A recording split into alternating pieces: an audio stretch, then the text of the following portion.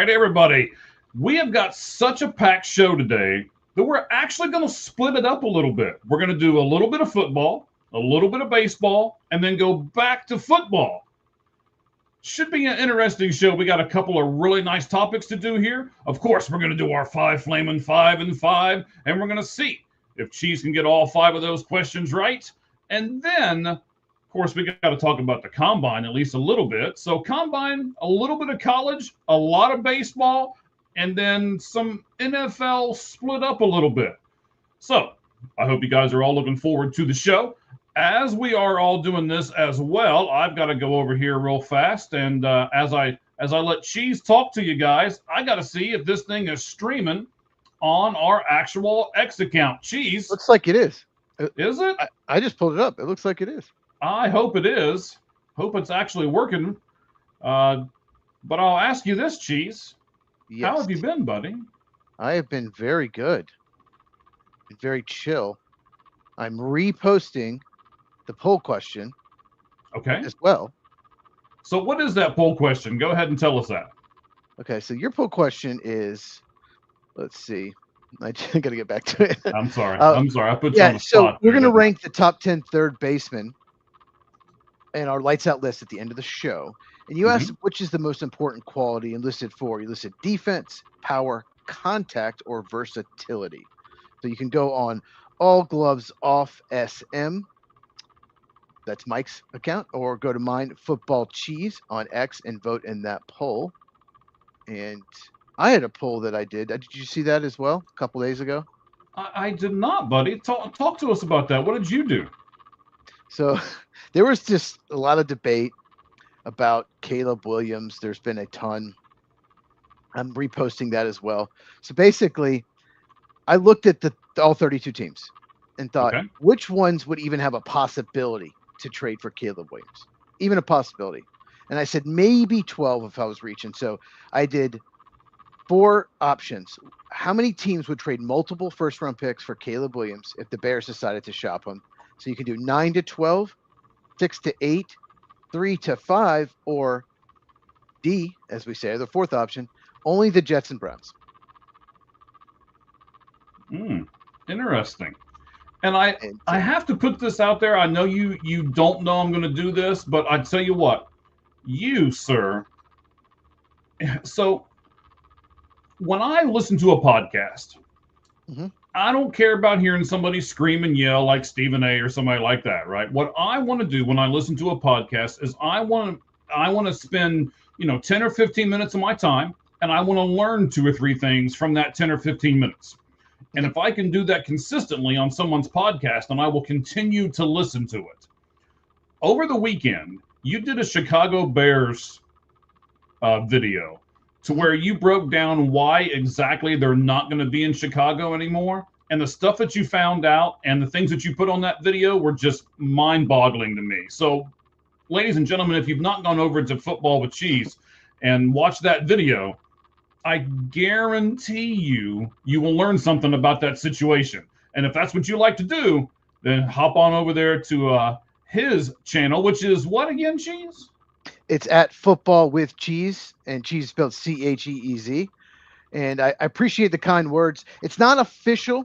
It's been reported, but the Bears have not denied it. But it's possible that the state of Illinois and Chicago makes a last-ditch effort to try to convince them. But it sounds like they have some kind of verbal agreement that they're moving to just across the border into Indiana. But it's just fascinating how the Illinois, the state, and the city of Chicago just completely screwed up. And it is actually. Now they very likely will not have the Bears in Chicago. And, this isn't anything new. The Bills don't play in Buffalo outside of it.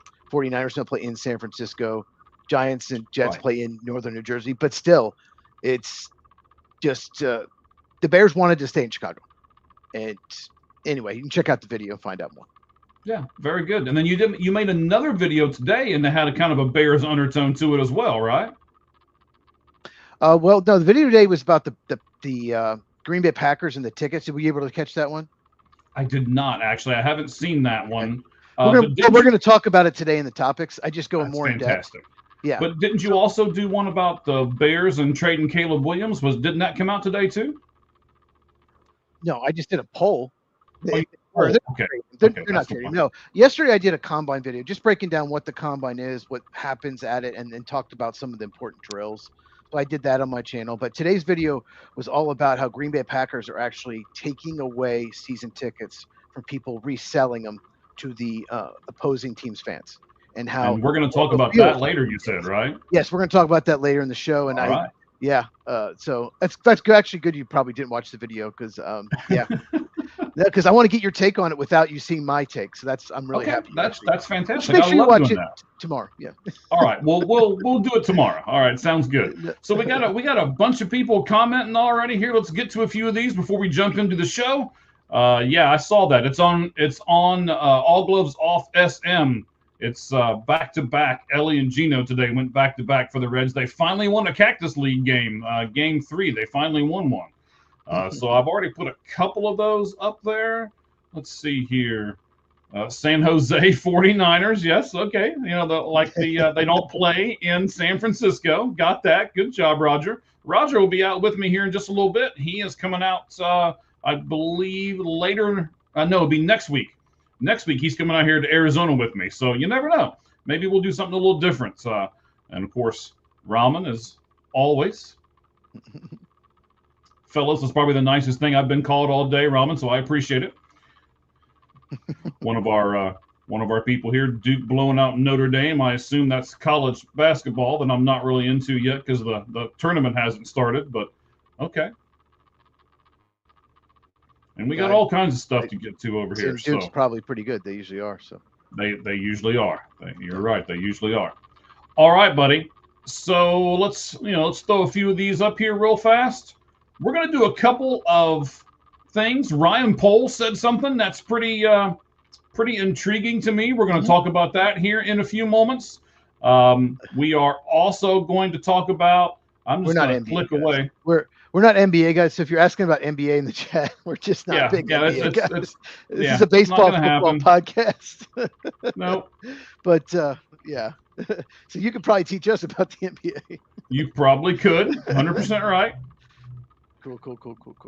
There you go.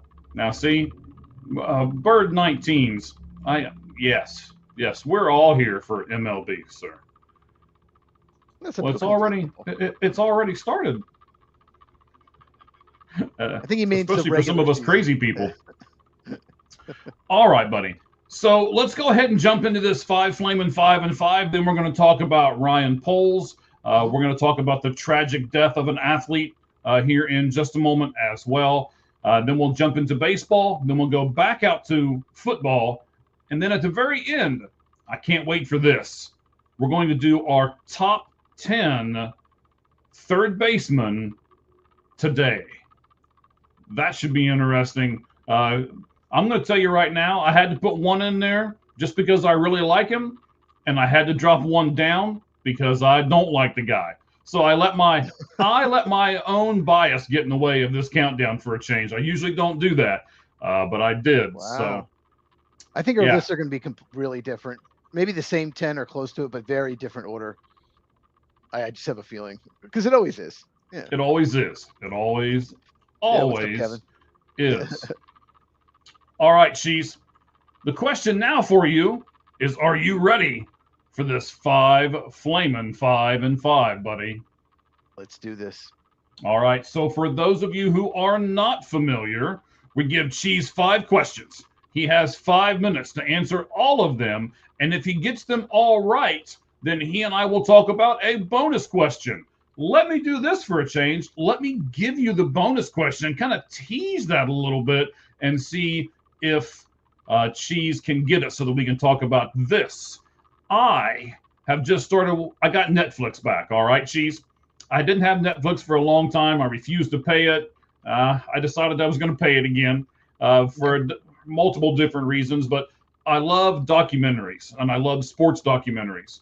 So I started watching Quarterback on Netflix. I haven't seen season 1. There's already a season 2 out, so I'm working on it. Well, I'm sure you've seen both seasons. I'll get caught up eventually.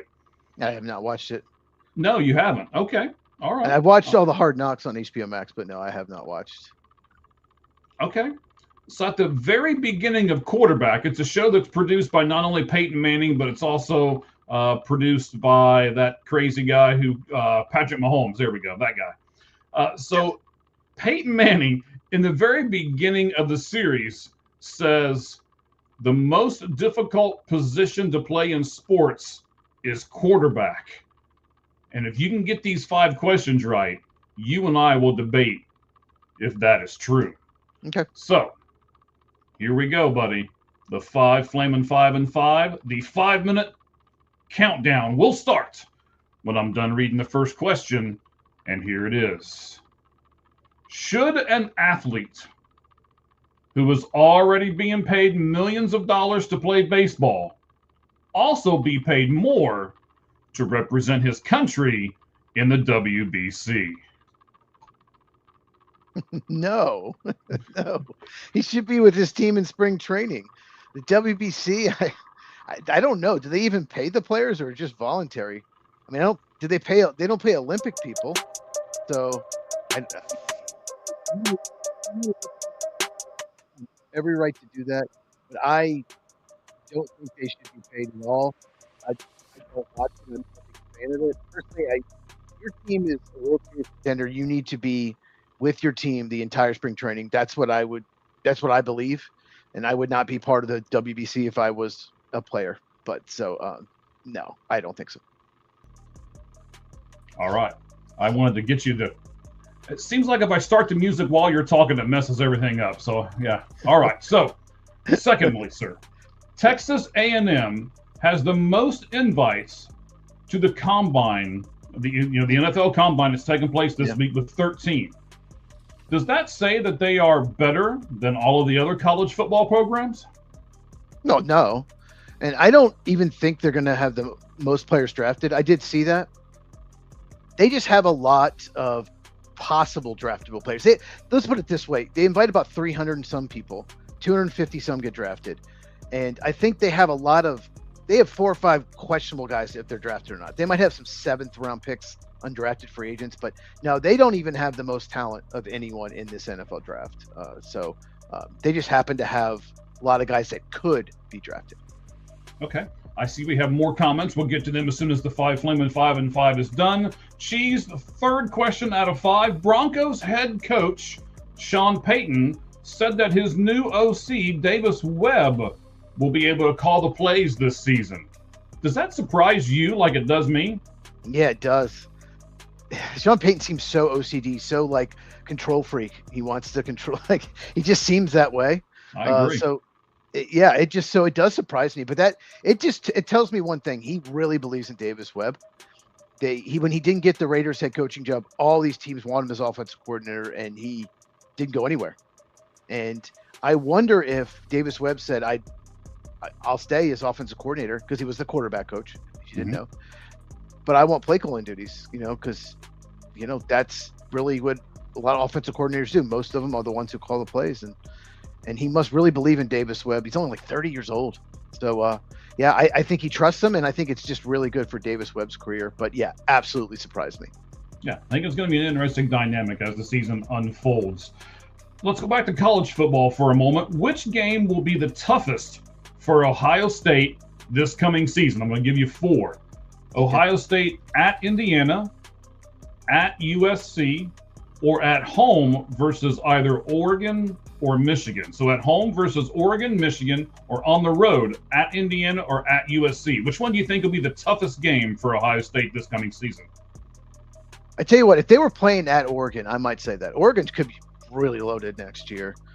But I think you have to go with at Indiana. I know Mendoza's going pro, but God, Indiana played them so well last year, and they still got a lot of talent coming back. They're going to get some transfers. They always do. So, yeah, I'm going to say at Indiana, and I have no idea what Michigan's going to have next year. I have no idea.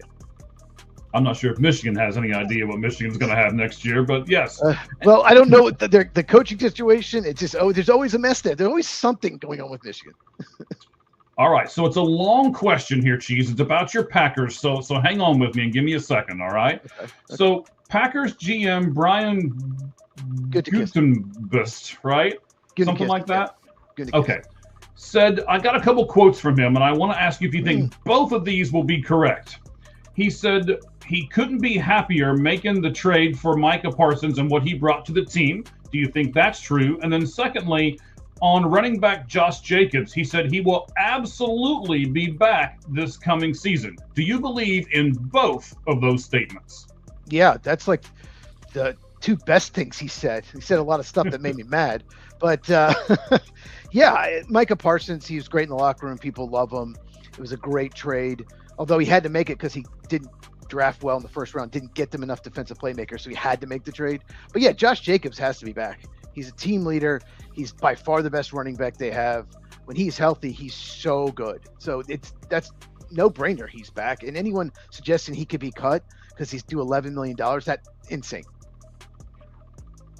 All right, look at that. You got it again, buddy. It's like and Barely. scene, right? Okay. I didn't do the end scene. Yeah. Yeah, you do it next- usually maybe do, next and you didn't for me this time, so that's Yeah, all right. We'll see. All right, so let's get to a few of these comments over here. Again, we got a ton of them, so a couple of these I'm not going to do because, you know, we've got our usual trolls over here. Bears fans. So we talked about, do the Olympians get paid? So this is Roger saying some Olympians get stipends from their country. So yes, it sounds like some of them may possibly get paid. I always figured the basketball players do. I don't know. Mitch, love you, Mitch. Appreciate you being here. All right. Let's see here. Guessing he's talking about quarterback. Right. Yeah, that was the quarterback show. I guess he hadn't seen season 2, but he's seen season 1. We'll get to that here in just a second. That'll be the extra question that we will talk about here. Yep. Yeah, Kevin's watching. He's a big baseball fan. Big Astros fan. Yeah. All right. Yep. And here we go. I don't join the channel Bird. I don't know who Bird is. The person making the comments about baseball. Oh, okay. Bird 19, yeah. Join the channel. Okay, got you. Oh, and Mitch is over here saying, no, hey, you shouldn't worry as much about spring training. You should play for your country. Yeah. That's interesting. It's not the Olympics. It's some classic thing they made up to try to MLB Network just to give them something to do during spring training. All right. And that's not. Yeah, I mean, you know, you're right to an extent, but yeah, I know you're. You know how I feel about the World Baseball Classic. I know. That's why it's fun to debate it, because I know what side of the fence you're on, and I know I can poke the bear from this side of the fence. Yeah. So yes. But I wanted to get rid of all of those comments, sir, because I want to talk about a very tragic thing before we get too far into this podcast here. Rondale Moore, fantastic receiver. He played for the Cardinals. Last year of his career, he was with the Minnesota Vikings.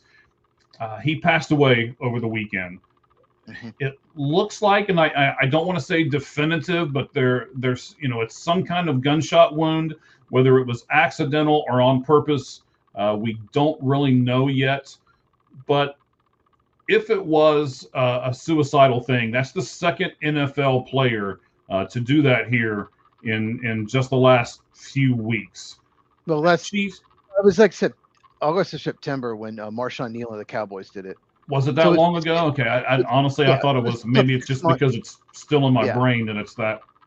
Second one in about 6 months. Okay, so the second one in about 6 months. All right. Yeah. Very tragic. Both young players too. Both like 24. Like Rondale Moore was like 25. Nealon was 24. It's crazy. I don't know. That's just never been a thing for me. Like no matter how bad my life would be, I would never think about taking my own life because the devastation it would cause to the rest of the family. And, I've got at least one or two people who care about me a little bit. So I wouldn't want to do that Hopefully to them. More. Hopefully more. I don't know. It depends on who you're asking. I don't know. Yeah. What do you think it says about the NFL though? And is the NFL going to have to react to this and do something about this? I just don't know what was going through Marshawn Nealon ran from police and then killed himself. It's a mental health issue, both of them. I think the NFL needs to look into these players more. A lot of them just, Marshawn Nealon was in his second year. I think Rondale Moore was in his fourth or fifth, but they need to do more to make sure these guys are okay. Maybe everyone meets with some kind of sports psychiatrist before the season. Anything's confidential, anything going on with you. Some people just don't handle just getting millions all of a sudden, boom, overnight. Now they have NIL, it's different, but just the pressure, Rondale Moore, just, I don't know if this has anything to do with it, but he was a second-round pick. He was a really good college football player at Purdue, like really good. Like I love watching him, and you thought he'd be better than he ended up being. I mean, still, he's only in his like fourth or fifth year, but he never lived up to the second-round pick, the selection he was taken. So I don't know if that had anything to do with it, but they just, the NFL and these teams maybe need to do some more and say, look, anybody going through anything, something not going right in your life, call this number. We have a sports psychologist on call, psychologist, whatever, whenever you need it. Just maybe each team should have one, like a permanent one. I think that would help, but it's just such a shame. I can't imagine this kind of stuff. Right. So, most everybody that watches this channel probably knows by this point that I'm a first responder as well. And then, that's one of those things that, it takes a toll on you mentally as far as that part goes. And then we have programs that you can get into. But the problem that, from that standpoint, Cheese, that I know of, is that you can't force anyone to get into a mental health program like that. They have to be willing to do it. Should there be anything to where, if there's some flags or something like that go up, that not just NFL, but, any other places like that, should they be able to force someone into a mental health? Should they, if you're exhibiting these different signs, then we're going to put you, over here in this program or something like that? Or do you still think that's got to be something that the person has to be willing and wanting to do?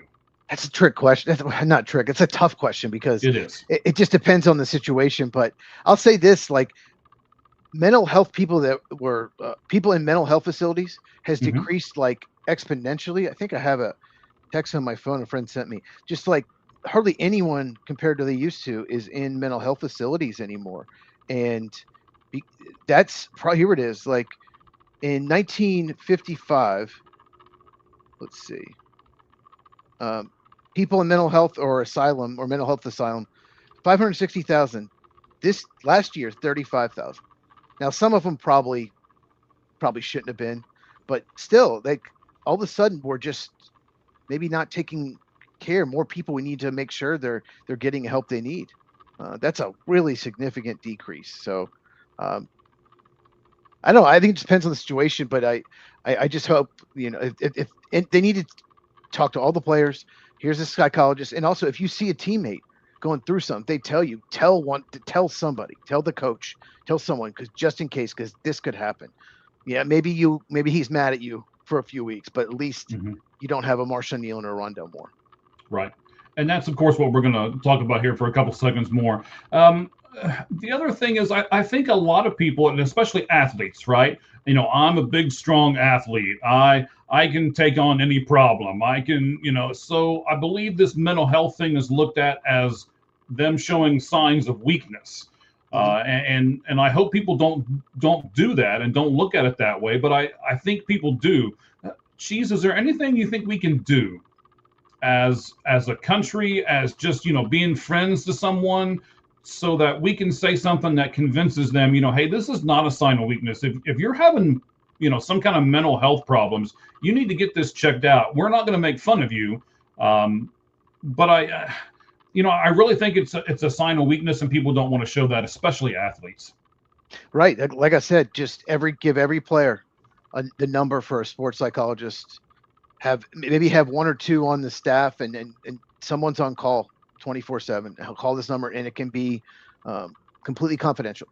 And I think if something's more confidential, I think that more likely they'd reach out. Okay. So your teammates don't have to know that you have it. And you can tell them if correct.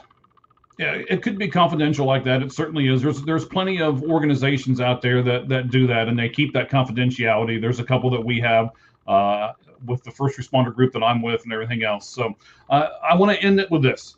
If you guys need anything out there and you have nowhere else to turn, please go to follow me, go to our Twitter handle. And this is not something that I'm trying to do so it's like, oh, we get more followers and all. No, I'm dead serious here, right? That's not what this is about.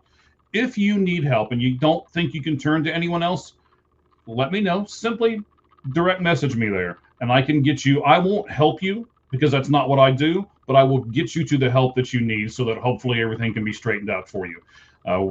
As you said a few moments ago, we really want to reach out to those families and I'll even say it. Maybe it's not going to be a popular thing, but I'll say it. We'll pray for those families and hope for the best. And when a tragedy like this happens, hopefully something positive will come out of it. Yeah, I hope so. But hopefully we won't have any more incidents like this in the NFL. But I think the teams have responded. The NFL is in general, but also the teams need to make sure to take care of their players. Yes. All right, sir. It's very important, and I wanted to talk about it in the beginning, but I don't want to focus on it. So let's not. Let's do something else here for a moment. Ryan Poles. Mm-hmm. Talk to me real quick and tell me he is the Chicago Bears GM, correct? He's the general manager of the Bears. Been there, I think, since 2021. Yes. Okay. He has a quote from the weekend. Let's talk about this for a second. He said, it was today, actually. Oh, was it today?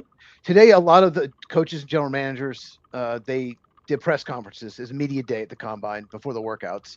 And so they asked him questions. And I'll just give you a background. Ian Cunningham, sure, his assistant general manager, former offensive lineman at Virginia, he was hired as the new Atlanta general manager. And so, and he is black. Ian Cunningham is. And so he was asked about that and if they would get 2 third-round picks because Atlanta hired him away. But anyway, go ahead with the quote before. I don't want to spoil it, but go ahead. Well, no. This is going to be interesting to me. I didn't realize that picks were attributed to this. Oh, okay. Let me tell you. So we have the Rooney Rule, right? You have to interview. I think for head coaching, general managers, I think 20% of your interviews, and then I think coordinators, special teams, offense, defense, you have to interview at least one minority, non-white. Basically, it's someone who's not white, and that's the rule. Now, the NFL, in my opinion, it doesn't work. It doesn't change. It hasn't changed anything. So instead of just getting rid of it, they decided to we're going to bribe you. Okay. If you hire an assistant coach as the head coach from another team, if you hire their coordinator or quarterback coach, whatever, to be their head coach and they're a minority, you get a 3rd-round pick at the end, compensatory pick, each of the next 2 years. Same thing with front office. If you hire someone who's in your front office who's non-white to be in your team, that team that had originally had that person, so this would be the Bears, would get 3rd-round pick each of the next 2 years. So basically bribing teams to hire head coaches and general managers that are not white. I did not realize that it was associated with picks. Yeah. Yes, but here's the thing. Like, for example, the 49ers got 2 third-round picks for the Texans hiring DeMeco Ryans as their head coach because he was the defensive coordinator. There's a couple quick things about it, though. They must be on the staff 2 years, the same position. So if you can't hire, like the 49ers get nothing for Robert Salah because he was only there 1 year as the defensive coordinator. So they do not get the picks for that. So they have to be there 2 years in the same position. And also they must be, as far as front office, they must be the highest person in the front office. So technically the Bears are not going to get 2 third-round picks because Matt Ryan is the president of football operations. He's ahead of Ian Cunningham. So technically the Bears, on a technicality, are not going to get 2 third-round picks. So that's just good to know before you hear the quote from the Bears general manager. And listen on the comments if that's confusing at all. I can try to elaborate. But yeah, the 49ers kept having all these 3rd-round picks, and I was like, why? I finally looked it up a couple of years ago. It's for DeMeco Ryans. I'm like, did they trade him? Like, what's going on? So but that's a real thing. But no one's going to get 3rd-round picks this year. Not one team. Yeah. So interesting. Okay, so let me give you the quote from Ryan Poles, again, general manager of the Chicago Bears. He says, and I quote, I think it's strange when it talks about the, is he a fan of the Rooney Rule? He says, I think it's strange. At the end of the day, you should want to develop your staff regardless of the color of their skin. Huh. First of all, sir, I can't believe that you want to talk about this. I have wanted to talk about race relations things 4 or 5 times on this show, and you shut it down every single time. Like, nope, I don't want to get involved in it. And you sent this one to me. So I figured you want to talk I almost got to get my money's worth out of this one. Well, there's a reason I sent it to you, because it's Ryan Poles who said it, and it's interesting what he said. And it's rare, because Ryan Poles is black, if you did not know. Mm-hmm. It's rare for someone to speak out and actually criticize it, especially someone who is black. And I guess what he's saying is it shouldn't matter the color of your skin. You should just get the coaches that you want, the front office people you want. And I agree with him. Like, it shouldn't be about race. The intention is great, but I think the biggest problem with the Rooney Rule, and I'm not talking about, just bribing with a 3rd round picks, which I think is crazy. But the problem with the Rooney Rule, I mean, the intention is good. The problem is, there are two quick problems. One, you're just saying, well, these owners and front office people are racist, and they're not going to hire them because of that, their color of skin, which is crazy. They just want to win. But also, the second problem I really have with it is sometimes, like a Sean Payton's available, or an Andy Reid might be available, or somebody like amazing, Sean McVay might be available. Why would you force them to go through a fake interview with someone that's a minority that's not getting the job? You know what I mean? We all know who's not getting the job. Yeah, and Brian Flores, the defensive coordinator of the Vikings, has a lawsuit with 3 teams claiming that he got fake interviews because they weren't actually serious about hiring him. And that lawsuit is going to go forward. It was just ruled a couple weeks ago. And if he got a false interview, I get why he might be upset, but it's causing problems. And the whole thing of the Rooney Rule, it hasn't changed. It hasn't led to more minority head coaches or non-white head coaches. Mm-hmm. And so it's not even working. So it's just like, what's the point? And I think the biggest problem is more whites go into coaching than non-whites. A lot of them get into businesses and do other stuff after they're retired. Just more white players get into coaching for whatever reason. So I may never do this for another Chicago person ever again, but Ryan Poles, good job, sir. I mean, that's the way he put it was fantastic. It shouldn't matter. You're 100% right. The color of your skin should not matter. Mm-hmm. I don't want to jump into the race thing, like head first or anything, even though I almost feel like I should because of, what I said about us and doing some of these things earlier. I'll just do it on the separate show that I do, seeing the whole field. I'll make sure I do that on those shows and I don't include poor Cheese over here. So he's sweating the whole time we're talking about it. But no. I don't care what color your skin is. You're either a good person or you're not a good person. It's really that simple to me. Or you're the right coach for that job, or they're not the right coach for the job. Right. It shouldn't matter of your skin color or where you came from or anything like that.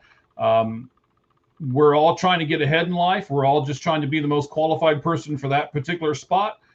And if the organization thinks that a white person is, then great, hire them. If they think the black person is, then great, hire them. If they think some other minority group is the best one for that, then there should be, that should play a role in whether they hire them or not. The Titans did not hire Robert Saleh because he's Lebanese. Okay, they didn't. They hired him because they thought he was the best coach for the job, and I thought it was a good hire. So Ryan Poles said what a lot of people would not have the cojones to say. Mm-hmm. And he's getting criticism for it. And, I respect him for saying it. And, I've wanted someone like that to say it. That's why I sent it to you. It was to say something like this. It is a flawed rule. It has great intentions, but it's a flawed rule. And bribing teams with 3rd round picks, which are very valuable, the draft picks are very valuable, to hire coordinators and front office people that are non-white. I think it's just they've just gone too far. they're trying to get more minorities in coaching and higher end spots, and all the stuff they tried, it stayed exactly the same. It has not changed. Yeah, Robert Saleh was the only minority person that was hired this cycle. And we talked about that a few weeks ago. And Ian Cunningham was the only non-white to get a front office job, like a high end front office. I think there's only 4 of the 4. Mm-hmm. So, and the Bears aren't even going to get 2 third-round picks out of it because of technicality. Wow. So Ryan Poles is like, what are we doing then? Like, I think that's one of the reasons he said what he said. So do you think the Bears are going to get any backlash for this from different communities? Oh, I'm sure Stephen A. and Ryan Clark are just losing it on him. Yeah. Yeah, of course he is. But, I respect him for saying it. Like I said, he's going to get a lot of backlash, but it's what he believes, and he probably get tired of answering questions about it. Mm-hmm. Yeah, I'm sure he does. So, yeah, I'm with you. I appreciate the fact that somebody said something. I would thank him actually for saying that. I think that takes some guts, and I like people to have guts. I like people who will say what they think, even if it's not the most popular opinion in the world. So, and the mainstream media will probably attack him. I haven't looked at anything because I don't follow the mainstream media, but I'm sure they'll attack him. They attack anyone that doesn't agree with everything that they agree with. They virtue signal. They just you have to agree with this, and whatever the current thing, you have to agree with it, or you're a bad person. Let's attack them. Attack. That's just what they do. So yeah, unfortunately, you're right. That's the way it goes here. So now, before we jump into MLB, I almost forgot to do the extra question from the 5 Flamin' 5 and 5. Again, I'll set this up. Yeah. I just got Netflix back. I've started watching the show Quarterback. I'm in season 1. I know there's 2 seasons, so a lot of people out there have probably seen both of them. Peyton Manning, at the very beginning of season 1, he's the executive producer of the show, comes on and says that quarterback is he doesn't say it's the hardest position in football. Peyton Manning says that a quarterback is the hardest position to play in sports. Would you agree with? Let's take it in football and then in sports. Would you agree, first of all, that a quarterback is the hardest position in football? Yes, definitely. I don't know if he was referring to like physically or if he was referring to the whole aspect of it. But as far as like just the quarterback, can completely change your franchise. Mm-hmm. It's the most important position. He has the ball in his hands every play. If you have an elite quarterback, your football team's going to be really good, even if you have some flaws. I mean, Joe Burrow took a Bengals team to the Super Bowl, playing amazing. You can do that, and people are trying to hit you on every play. They're coming after you, and the mental told you the things you have to do: pre-snap, film study. You have to process information quickly. You have to go through your reads. You have to be accurate. There's so many things to do, and if you lose, if you're Josh Allen and the rest of your team sucks around you, and you still play great and lose, they will criticize you. He can't win in the playoffs. It's all his fault. So there's a point in the show where they say, okay, so I'm the quarterback, and the first thing I do, they ask each one of them. It is Burrow, it is Goff, and it is Kirk Cousins. That's the 3 guys that they focus on season 1. And they ask him, what's the first thing you do when you come up to the line? And he's like, well, all 3 of them in separate parts say, well, the first thing I do is peek over at the clock and see how much time I've got. And then they're like, then from there, it's a bunch of different stuff. Like, they'll say, I'm looking for a 2 safety, or I'm looking to see if somebody's going to, are they crashing on me? Are they, should I run here? Should I audibilize here? And it's, then they start explaining that usually in the huddle, they call like 3 different plays. And if he says kill, kill, kill, or alert, alert, alert, they can get out of that play. And, they go through a lot of this scenario thing. Yeah, when they tap their helmet and everything. Tap your head if it's like a noisy road game. Tap your helmet. Yeah. So, that's where they base this off of, saying that it's the hardest thing to play in sports. Okay. I'll agree with you. It's the hardest position in football. I'm not sure if it's the hardest thing in sports. I remember a guy named Pete Rose saying the hardest thing to do in sports is to hit a round ball with a round bat. I don't know. Will you also say that it's the hardest position in sports. Yes, I will. I mean, Pete Rose never had trouble hitting the ball. He certainly didn't hit 4,000 some hits. Of all the people to say that, it's like he didn't have much trouble there. I do think it's the hardest position in sports. It's like I said, the ball's in your hand every single time. Even like, okay, starting pitcher, you have a lot on your plate when you start, but you only do it once every 5 times. You know, so I you know, when you sent me this, I was trying to think like what. I can't think of a single sport where it's more important other than individual sports, obviously, but like team sports, the 4 major sports, you know, yeah, it's the most important. Maybe hockey goalie would be second, but yeah. I don't know. I think I'm going to put the catcher behind the plate. I mean, you know, much like the quarterback, he's involved in every play. He's got to do the signals to everybody. He's got to do defensive stuff. He has to look over in the dugout to find out what they want to do. Do they want to walk this guy? Do they, you know, all that kind of thing. He's worried about the runner on first going to second. He's worried about the runner on second going to third. You know, there are lots of different things out there. I agree with you that I wouldn't put pitcher over top of it because he only plays every 5th day. Yes. But they also, I mean, you know, the schedule for the NFL is playing once a week, and the schedule for Major League Baseball and a lot of other sports is a lot more than once a week. So I would also have to take that in consideration too. I just that just means the games. That just means every game is more important for the NFL. And the catchers, I'll say this: even catchers don't play every day. So, I think in a baseball game, the most important player is the starting pitcher in each individual game. Would you agree with that? I think that's because they have a lot. If they don't pitch well, it could completely cost them the game if they don't have it. Sure. Wow.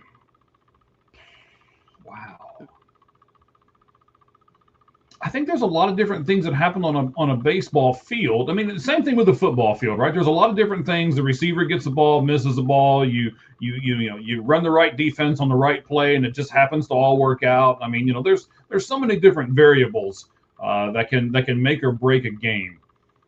But like I said, I just thought it was interesting that he said it was the in sports was the one that got me. If he would have said in football, I'd have been like, okay. I even rewound it back a couple times and was like, did he really just say that, like, I'm the most important guy and I have been all my career? And, you know, I agree with him. I absolutely agree with him. But, you know. All right. You know, hopefully we'll get some comments on it. Nobody's commented for a few minutes, but I like a lot of these topics that we've talked about. And we'll see if anybody gets going on that. But before they do, we've got to get going with the best. The Spidey Cup is out today. Mug check. Spidey. Mug check. Mug check. Yes, sir. We've got to get going here with the best graphic in all of sports. In all of podcasting. All of podcasting, yeah. We probably better not say all of sports. I mean, you know, I'm not Peyton and you're not Eli, so I guess we can't do all of sports, but we'll do all of podcasting. I'll be Cooper. Fair. I'll be Cooper. All right, you want to be Cooper instead of Cooper Eli? Mm-hmm. Yeah. Okay. Sounds Definitely. Good, buddy. Oh man. And people stick with us this entire show sometimes too. All right. So here we go. Jumping into MLB 4-pitch talk.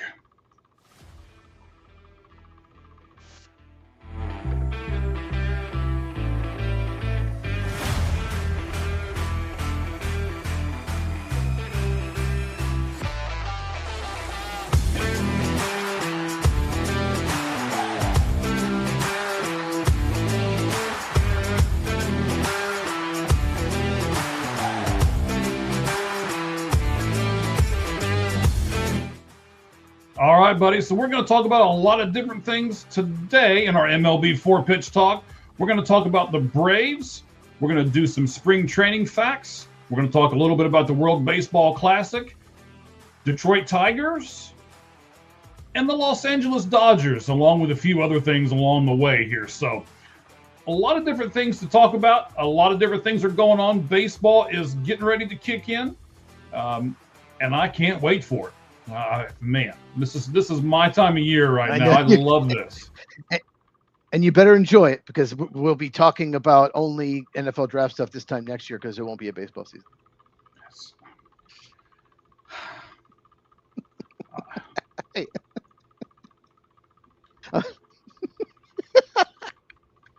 Every time I mention it, you should see how I do this on purpose, right?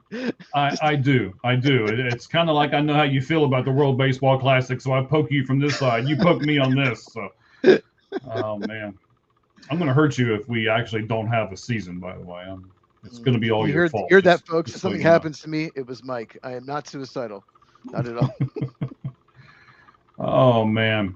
All right, so let's talk about your Atlanta Braves for a moment. So the Atlanta Braves have extended veteran left-hander Chris Sale today. So here's question 1. The terms of the extension are as follows. It's a 1-year extension for the 2027 season at $27 million with a club option of $30 million for the 2028 season. Cheese, as a Braves fan, how do you feel about just the money part of this contract? We'll look at other parts of it later, but just the money, $27 million for 2027, and then a $30 million club option for 2028. Yeah, it means they can control him for 3 this season and 2 more after. I like it. He very likely, if he has a good season, which I assume he will, he would have probably gotten more than 2 years, $57 million on the open market, despite his age. So I think it's a good value. It's good for both. It's good for the Braves because they probably got him less than they would have had to pay him after a year, and also good for Sale. It's like probably finished his career with the Braves, and that's money that he's more guarantees. If he does get hurt or has a down year. And it's a club option. That's the part of this that I like. So the club controls this. Sale has nothing to do with this. The $27 million is guaranteed for 2027, but the $30 million is not. The Atlanta Braves have to pick up that option for the $30 million for 2028. Yeah, and so it gives him out if his play falls off or he gets hurt, they don't have to pick it up. So, and obviously he's comfortable with. It's like, all right, yeah, $30 million, no problem. So yeah, I'm really surprised he was comfortable with a club option as far as the $30 million. What I've read, he just really likes the city. He likes being a Brave. He was very happy when they traded him from the Red Sox. He really wanted to be a Brave, so he really likes it there. I mean, anything's better than playing for the White Sox, where he used to play. That's true, especially right now. So second thing here, Cheese, Sale turns 37 next month. He's on the latter half of his 30s.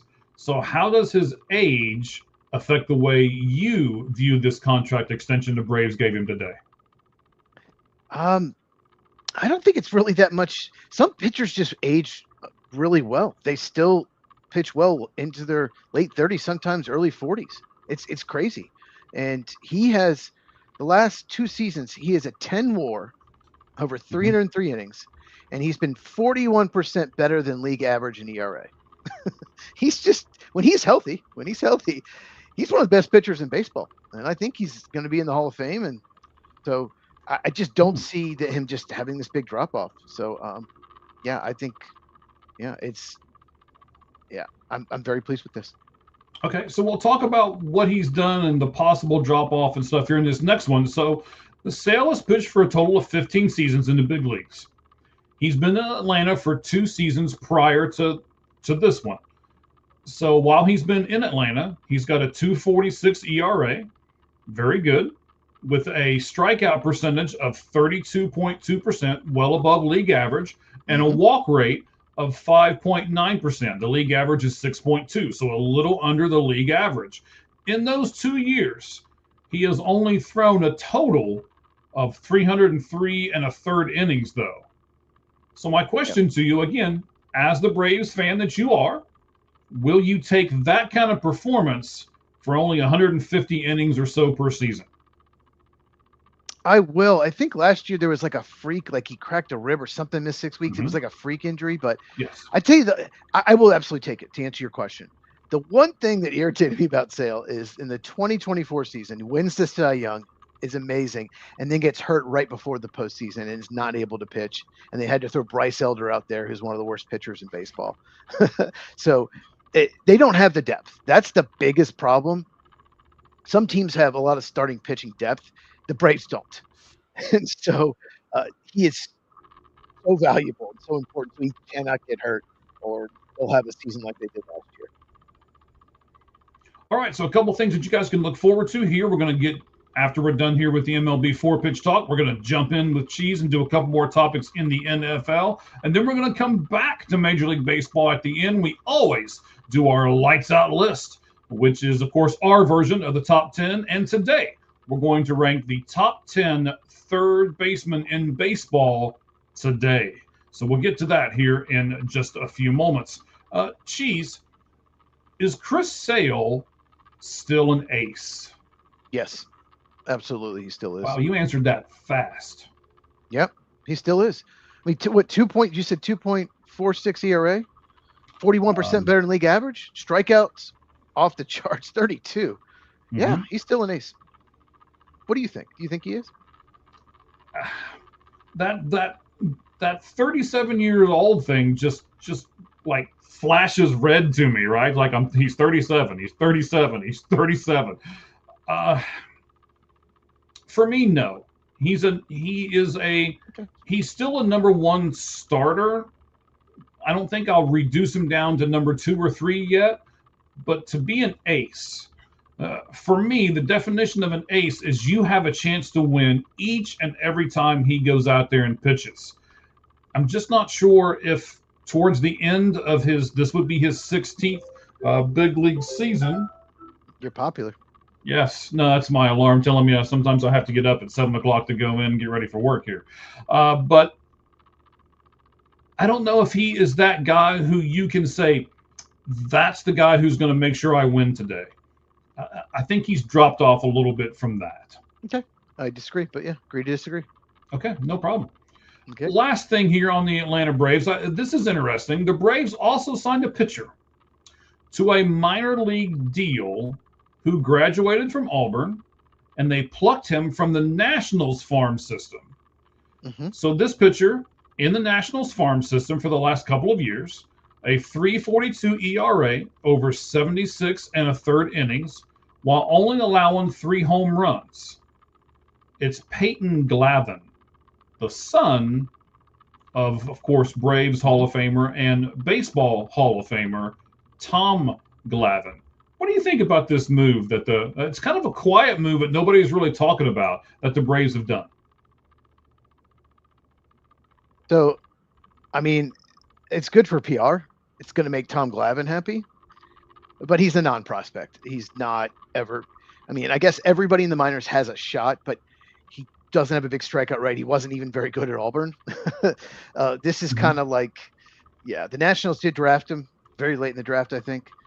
But this is just one of those, well, we have a spot, so let's just sign Peyton Glavine. And you know, it's a great story, but he very likely won't even ever end up in AAA or anything like that. He's just, like I said, he just doesn't have major league caliber stuff, but pretty cool. He's a lefty like his dad, but I think it's just a good PR move.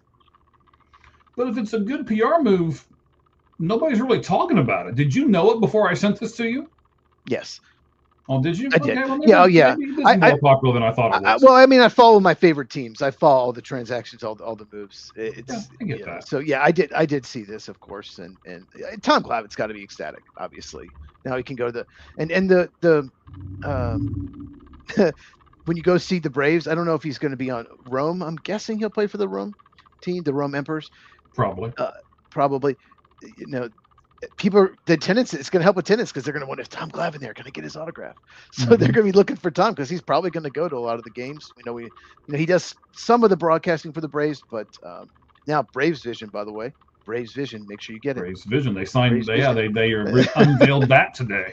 Right. So yeah, it'll probably help attendance of whatever team he's on because they're hoping Tom Glavine's there and they get an autograph. Okay. Let me give you a few spring training facts. I got a couple for you. I'd like to get your opinion on. Who do you think will have the biggest impact on their team? Both these guys have signed minor league contracts over the last 48 hours. Michael Conforto in Chicago or Rhys Hoskins in Cleveland. And you're asking what's the better signing? Which one do you think will have the more of the bigger impact on the team, being Chicago or Cleveland? Oh, that's easy. I mean, Rhys Hoskins will have much more of an impact. I don't even think Conforto will even make the team. It's a minor league deal. The Cubs just really need another bench outfielder. And I don't think they're sold that Matt Shaw can necessarily play out there. So they really just outfield depth is a worry. They signed Chas McCormick, who hasn't been good for 2 years, former Astro. Dylan Carlson, former top prospect of the Cardinals, hasn't been good for 2 or 3 years. Yeah, they're trying to find someone and then now we have Michael Conforto. They're trying to just hope one of them has amazing spring and can be that fourth outfielder. So it's just, but no, Rhys Hoskins, I think he can still play. I was a little surprised that he waited till this long. But yeah, I absolutely think Rhys Hoskins will have much more of an impact. Yeah, I mean, I think your Cubs are they just keep throwing stuff against the wall and seeing what'll stick, right? Just hoping to find another outfielder. They traded Owen Casey in the Edward Roberti of the Miami, and he would have been that outfielder type. So they're just trying to find more outfield help. They just don't have that depth, minus Kevin Alcantara, who is top 100 prospect, but really struggles with sliders, and he's right-handed. They want a left-hander like Conforto, a left-handed backup outfielder. Yeah, but if he gets selected to the major league roster, he gets over $2 million. So correct. I think that's another thing that'll work against him because he is a Scott Boras client, and they're all greedy. So hey, no lie detected. Right. Yeah. Okay, so the second thing here, you talked about it earlier when you said that the Braves 1 through 4, pretty good, but I'm not sure who their fifth guy is going to be. Yet there are still 3 quality starters on the market that nobody's signed yet. Lucas Giolito's out there, Zach Littell's out there, and Tyler Anderson's out there. Now, I would say I listed them in the right order. I would say Lucas is the best, and then Zach, and then Tyler. But why aren't these guys being signed by somebody? That's a great question. The only possibility I can think of is they're looking either for a multi-year deal or they're just want way more than teams. Most teams are set. They want way more than teams are willing to pay. Some teams are up against the luxury tax. I am a little surprised that the Braves have not signed one of these guys. I definitely am surprised. Zach Littell, if you have a pitcher-friendly ballpark, I would sign him. He's a pitch to contact guy, but when he's pitched in pitchers' ballparks, he's been very effective. When I can't believe the Giants haven't signed him. Yeah, he had a really good year for the Giants earlier in his career. And when he's pitched in ballparks that are more hitter friendly, he's struggled, but he's not going to strike out many, but he's going to pitch to contact. He's going to give you innings. Yeah. The Braves, they don't have the most pitcher friendly, but not the most hitter. I think it's kind of in the middle. I think he'd be a good fit there. Lucas Giolito, like you said, that is a little surprising, but I think it's probably more about money or they want a 2-year deal. And at this point, why would teams do that when they're pretty much set their rotations? So, well, I think those 3 guys and their agent are probably waiting on some team to have some 1 or 2 get injured, and then they're going to be like, "Hey, here's my client right here," right? So Zach Littell that's almost got to be the play right now. Yeah, Zach Littell, the 3 of them surprised me the most, just because he doesn't get big strikeout numbers. I don't think he command as much money. So just really surprised. Maybe he's just waiting for the right fit.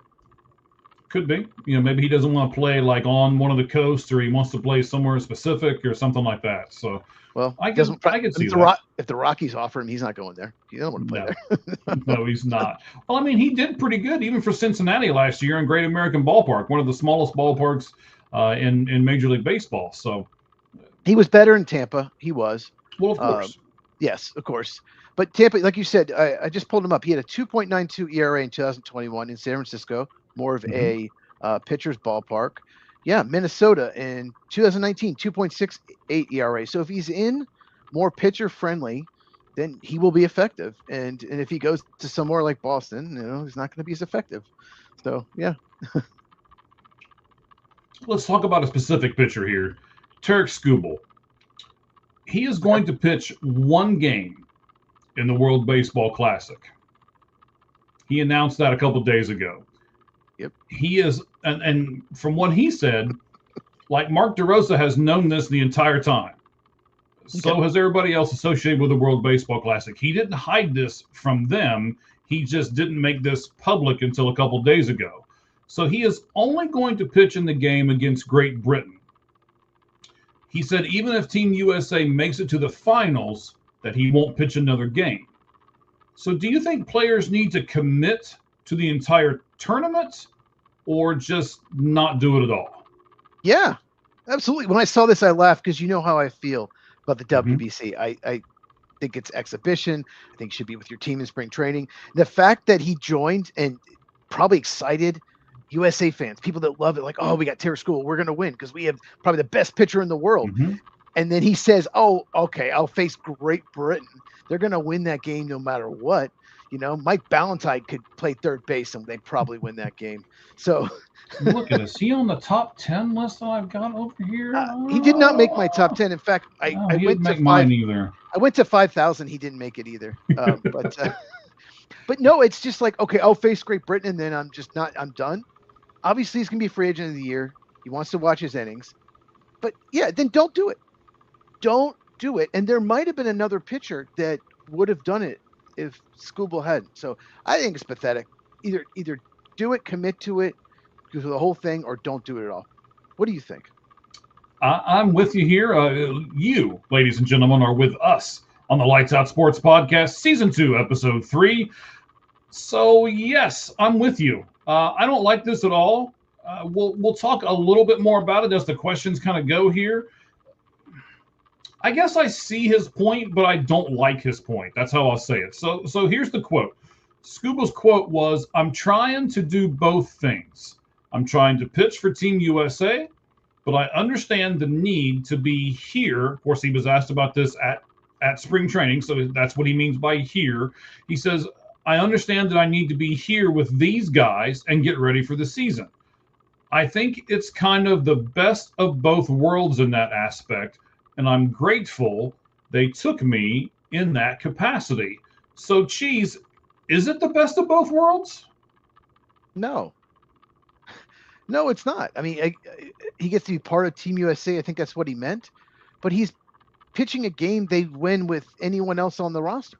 They're going to beat Great Britain in that game. I'd be surprised if Great Britain scored off of him. I can't name you a player on Great Britain. I didn't know they had a team.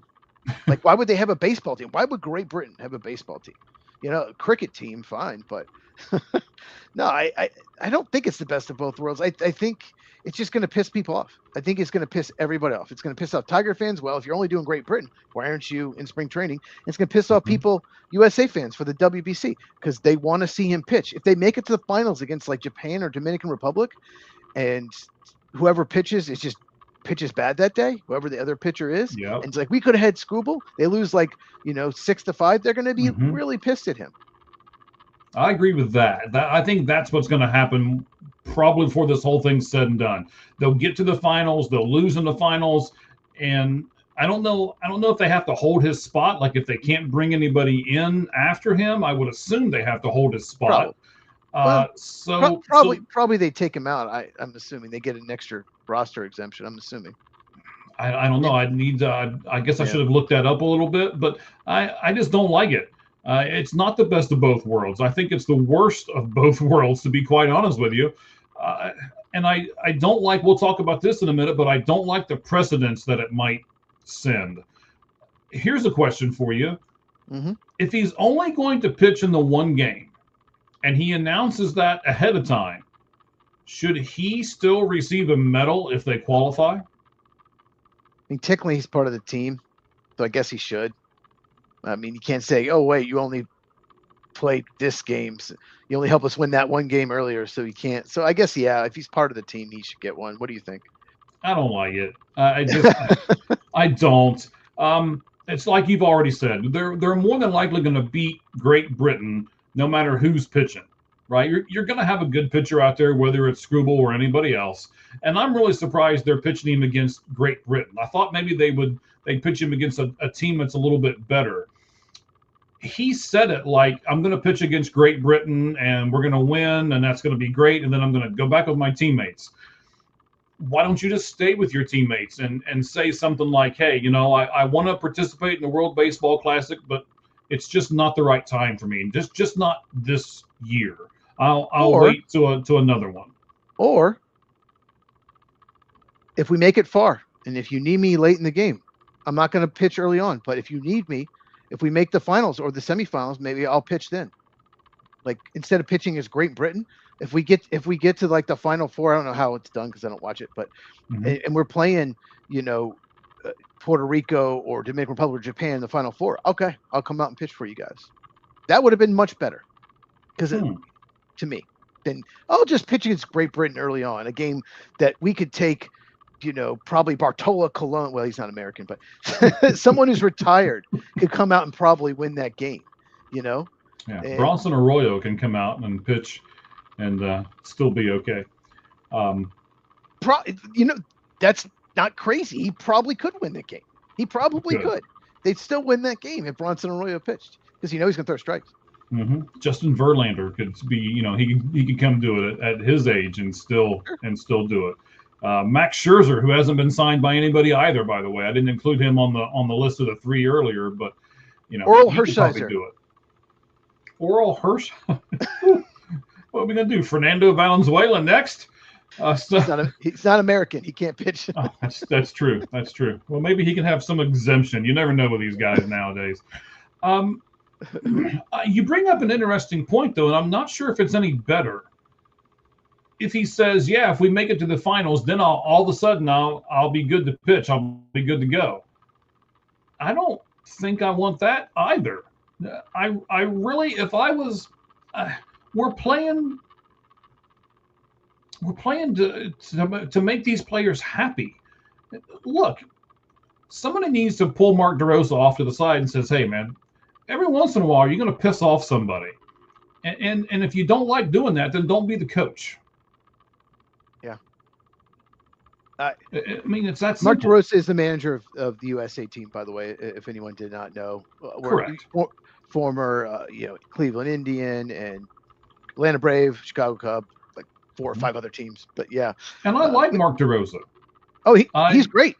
He's great. He's a lot of teams analyst. He's great on MLB Network. A lot of teams have offered him bench coaching jobs, and he won't take it because he likes being on TV. It's just less stressful. The Cubs tried to get him to be the bench coach for Joe Madden, and then when Joe Madden was gone, he was going to be the manager. They actually wanted to make him a manager in waiting, and he said, "No, I don't want to do it. I like sitting behind that desk on MLB Network, but he gets to manage this team." But I get what you're saying. It would piss me off too if he just, "I'm not with the team, but I'll come if you make it far." But at the same time, I still think it'd be better because at least he's helping you win, and he's not doing a throwaway game.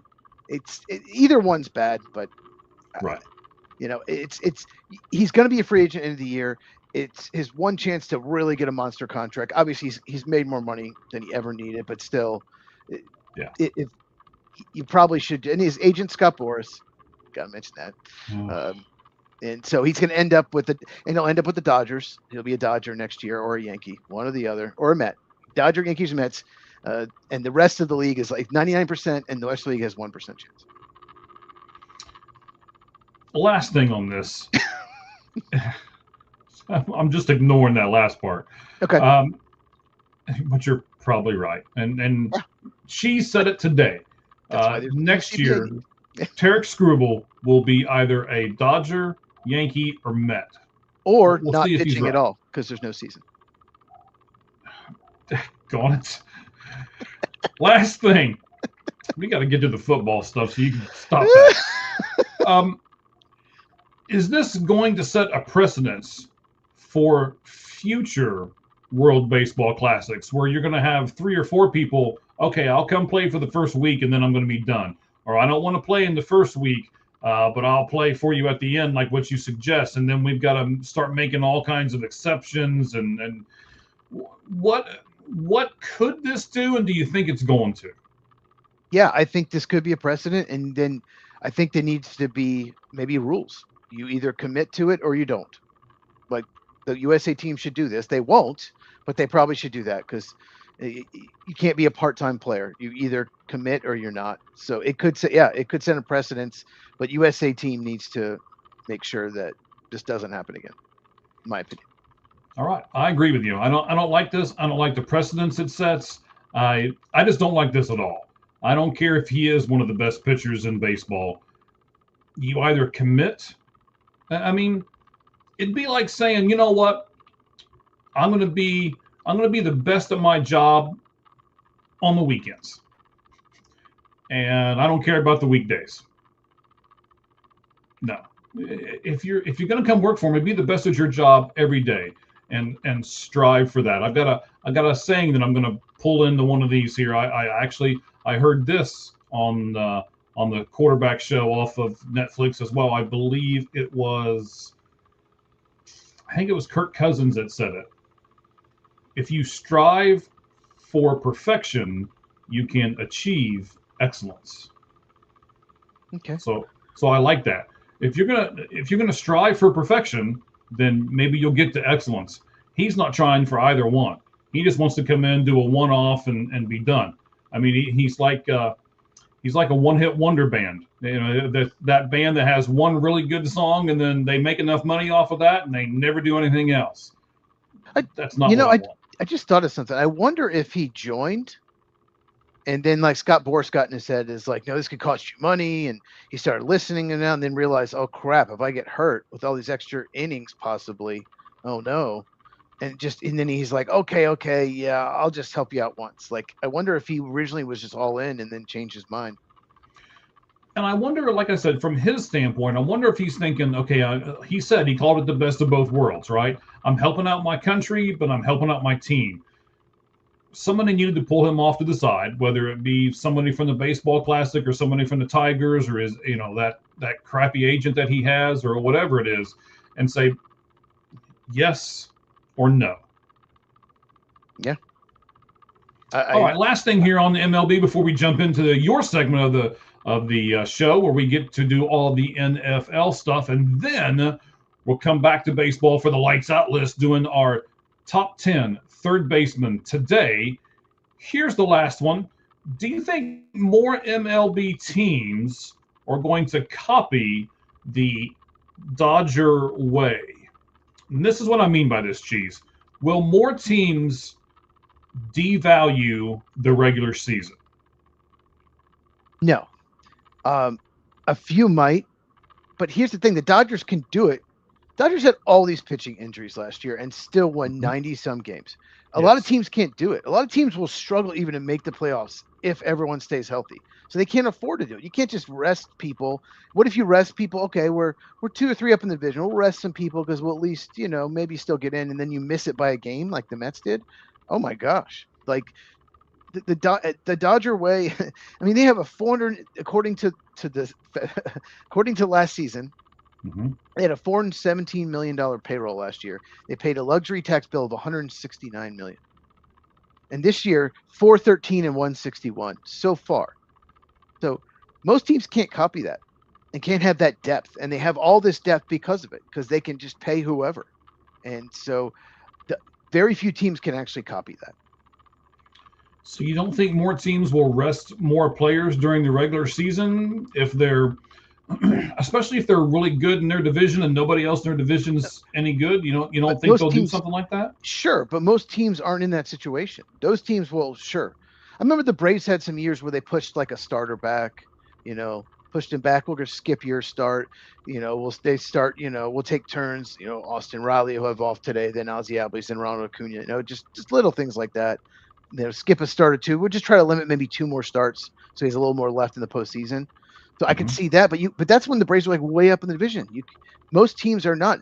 Even if you're a division leader, most of them are really close, and you have to fight for every game. So it's going to be almost impossible for majority of baseball to do the Dodger way. So then you don't think teams will do these things even if they're risking a wild card team? Do you? Okay, so the opposite of this is to go to the pitcher, is to go to the hitter and say, okay, hey, man, we're in a dogfight here. You need to play through this injury. In fact, we're not even going to tell anybody that you're injured. You're just going to go out there and pitch.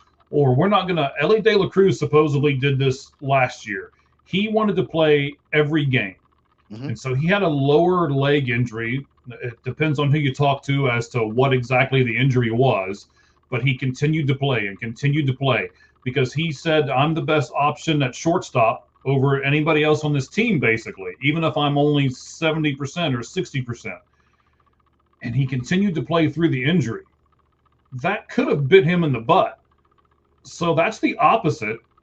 How do you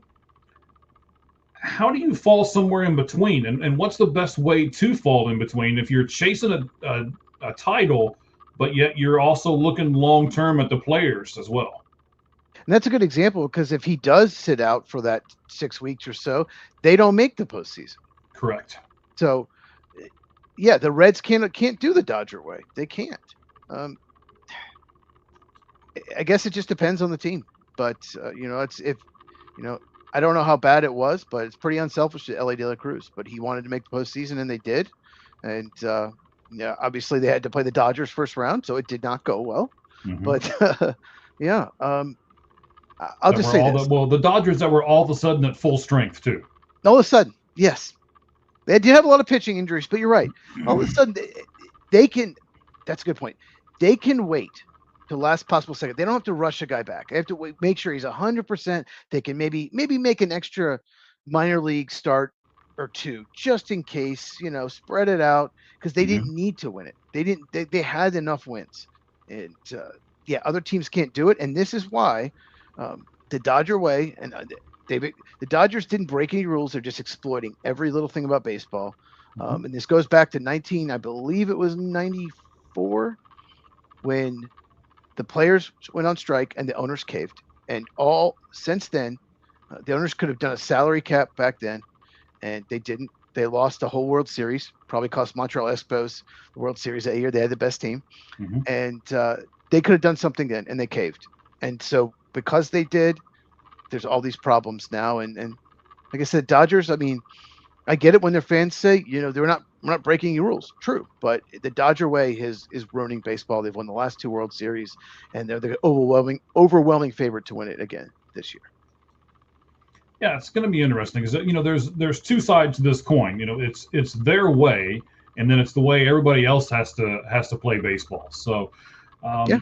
I may end up doing a thing on my separate show where we do Seeing the Whole Field. There's one big reason why the Dodgers can do this, and I don't think a lot of people know what it is.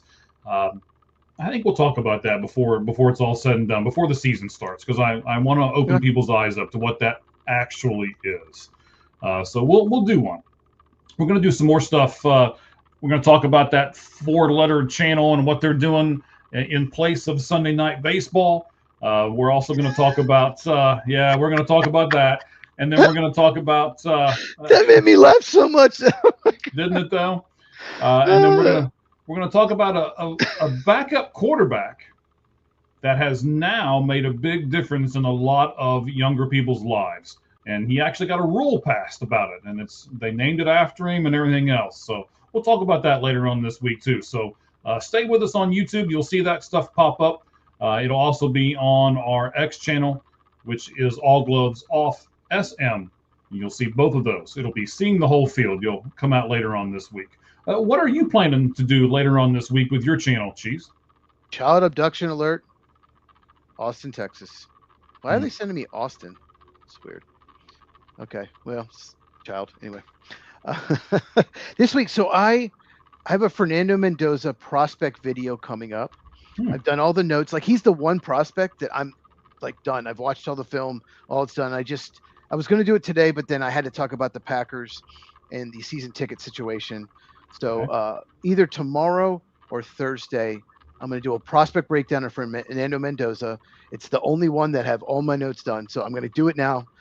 I don't need to watch him at the combine. I don't need to watch anything else to know how to do it. So that's the only video for sure I'm doing the rest of the week. And I'm going to do combine reactions as well, and lots of NFL draft rankings, prospect videos coming. So that's basically where the focus is. And then 2 weeks from tonight, I haven't talked to you about this, but it's the day before free agency starts. So we'll do a free agent preview 2 weeks from tonight here on the Lights Out podcast.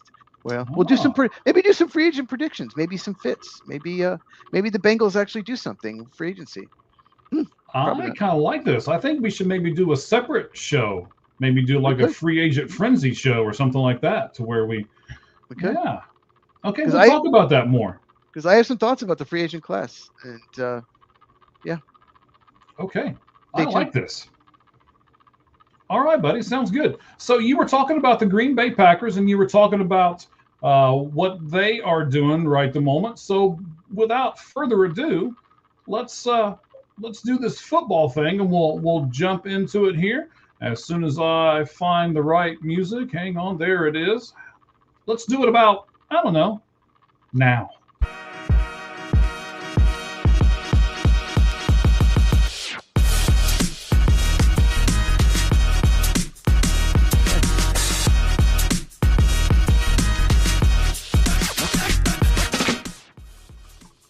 All right, buddy, give us a little preview of what we're going to get here on NFL 4-Down Territory. All right, so what we're going to do is talk about the Green Bay Packers and them taking season tickets away from, some ticket holders that are selling those seats. And we're going to talk about, there's some changes in the UFL, the United Football League, and what that means and why maybe some of them could end up to the NFL. We're going to go over each one and tell you what we think. And then I got a crazy stat for Mike, and maybe a little trivia, see if he can get it when I do that crazy stat. So all right. I love stats, I do, so I'm looking really forward to that. Okay, so I did a video on this today on my channel. I went more in depth, but I'm actually happy you have not watched it, because I really want to get your take on this, because it does involve one of your teams, one of your favorite teams. But the Green Bay Packers, what they're doing is they're taking away season tickets from fans who are reselling them, like on places like SeatGeek, and opposing fans are buying those tickets. And Lambeau Field, used to be 98, 99% Packer fans, in the 90s. Mm-hmm. And now you have games where 15, 20% of the fans are the opposing team. They're not the only team, the Green Bay Packers, taking measures. The Seahawks have sent emails to all their season ticket holders: stop doing this or else we could take your tickets away. The Colts and Lions have limited the number of games their season ticket holders can resell their tickets. And I think it's one of them, I can't remember which one, you can do half the games, but not the other half. So they're putting a limit, and if you break it, we're taking your tickets away. And the Buccaneers have done this. They have offered fans, if you cannot make it, rather than sell it on somewhere like SeatGeek, give the tickets back. We'll sell them to Buccaneers fans, and we'll give you a future credit for a different game that you can attend.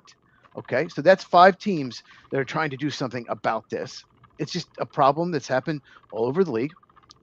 So the Packers have taken away over 1,000 tickets so far, and they're warning other ticket holders to either attend the games or make sure Packer fans are the ones buying or sitting in those seats. Basically, you can give them away to Packer fans or sell them, but it must be Packer fans. Now, Mike, my question for you: do you agree with what the Green Bay Packer organization is doing to their season ticket holders? No, not at all. Not at all. Okay. Not at all. When you buy that ticket, that's your ticket. We shouldn't care what you do with it. I mean, I know. So I had a family member for a while who had season tickets to the Dallas Cowboys. Dallas is really, really expensive to get the season tickets to and stuff like that. You actually have to pay a fee. I don't know if you have to in Green Bay, but you have to pay a fee to just be able to get those tickets. And then you have to pay for the tickets and all of this kind of stuff. And as both of us know, and a lot of our fans know, Dallas plays every Thanksgiving. So they were able to go to all of the games, with the exception of the Thanksgiving Day game. They would sell the tickets to that game and reap back like half of the money that they paid for it. And it was like you got half off your tickets the entire rest of the year. There's nothing wrong with that. They paid for that. They should be able to do with those tickets whatever they want. And we got Raman over here who's going to ask you a question in a second too. So I want to throw that up there in a minute before we get off of this subject here.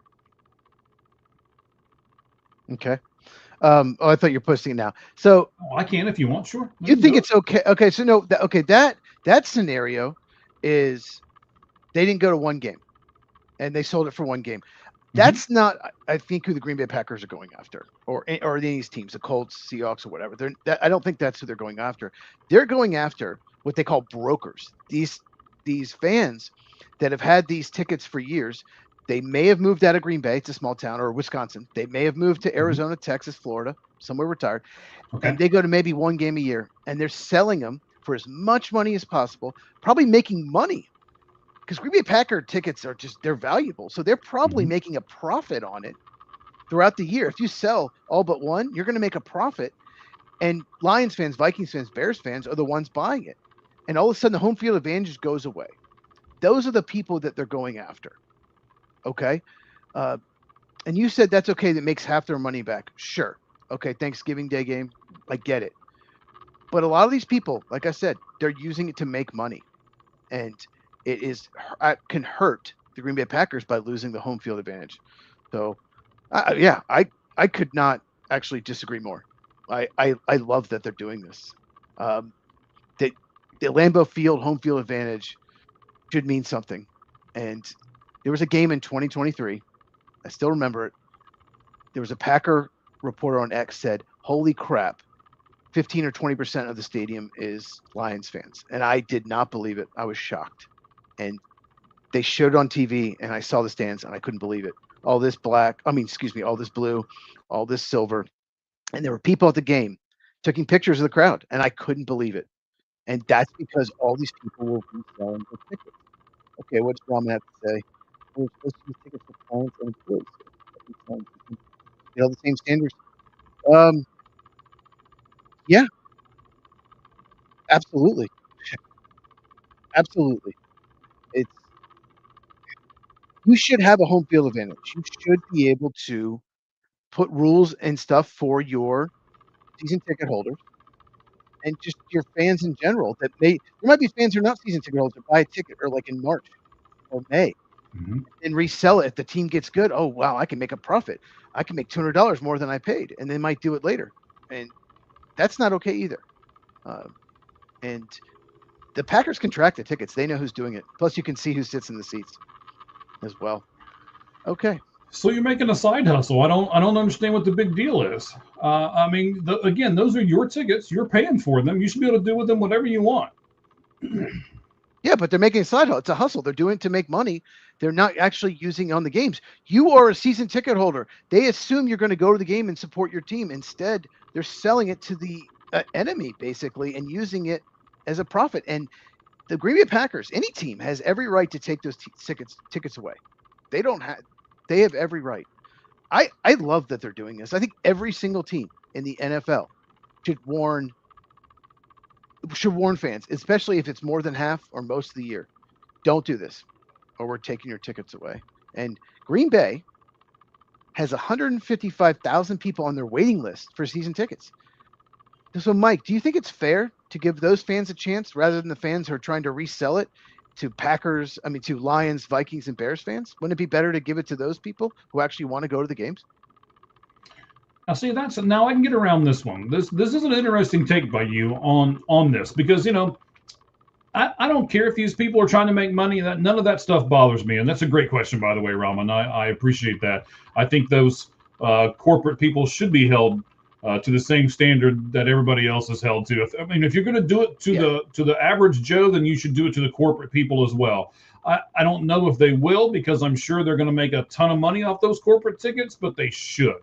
But now when you're saying, so 155,000 people are on this wait list.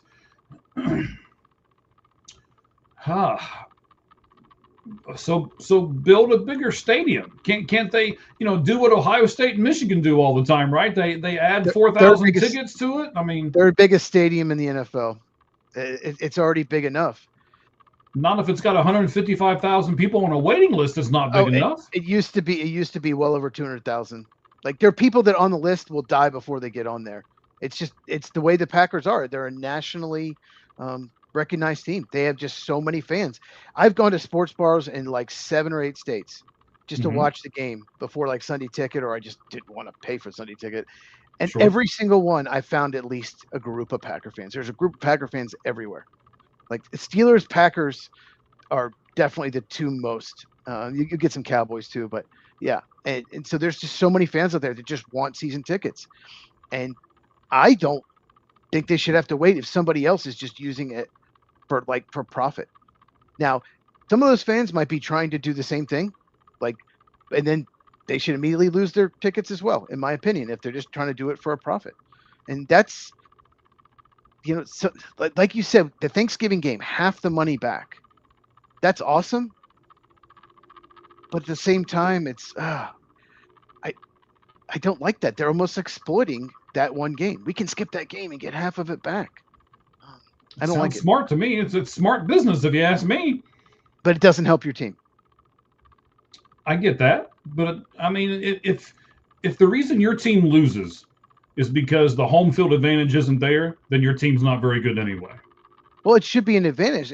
Maybe it's not the reason you lose, but you should be louder. You should. Some of these teams have unbelievable home field advantages, and it's because they don't have other. I mean, they don't have other teams in that stadium. You should have that should be a thing. You should have most of your fans in the stadium, because some teams have just much stronger home field advantages, and I think every team should have some kind of regulation there. But I get what you're saying. But you are an Arizona Cardinal fan, and this is definitely a problem. This is definitely what? I said sometimes. Sometimes. Well, this is definitely a problem with the Cardinals, and it's a problem for Florida teams as well, where they live. A lot of people are tired of Florida and Arizona, but they were listed when I did research for the video as one of the teams that's hurt the most by this. I mentioned this in my video. I was watching a Arizona Cardinal Green Bay Packer game, and I could hear "Go Pack Go" on the TV, which means there was enough Packer fans in that stadium to chant "Go Pack Go," which means Arizona did not have a home field advantage of that game. At best, it was probably 50-50, at State Farm Stadium. You have been to Cardinals games, I'm assuming. Have you noticed this? Yeah, I've noticed this ever since I've been here.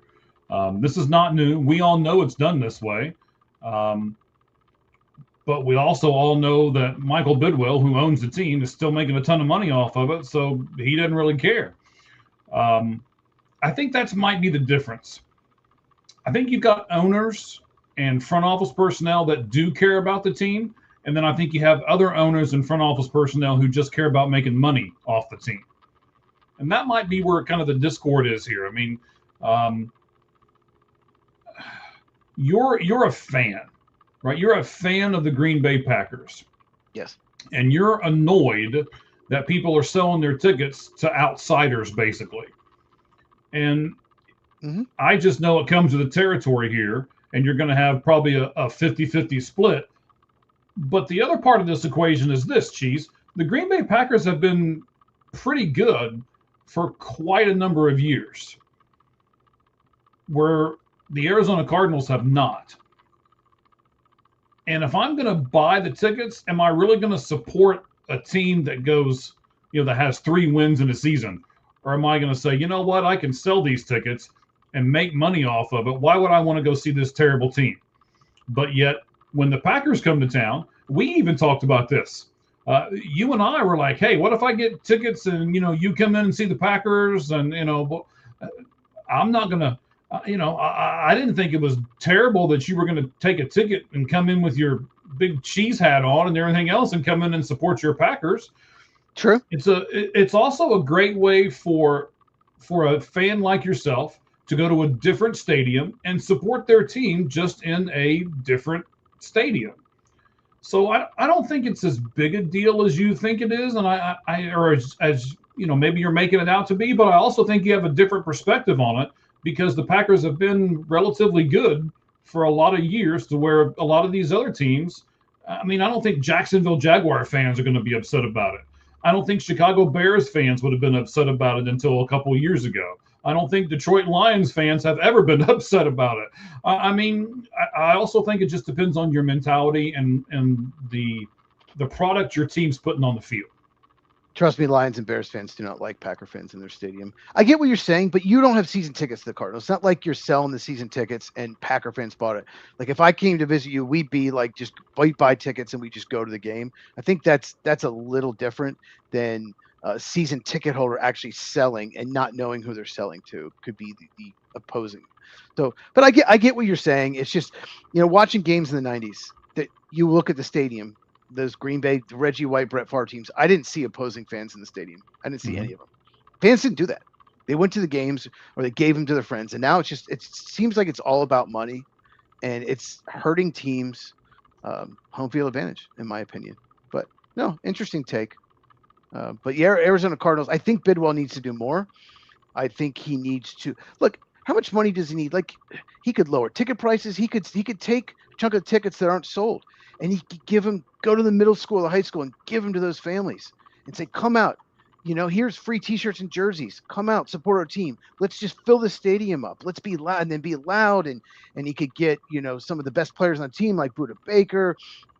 You could get Trey McBride saying, "Let's be the loudest. Like, we're playing the 49ers. That's our rival. Let's be louder. Let's make them do a silent count so Brock Purdy can't hear." He could do stuff like that, but he chooses not.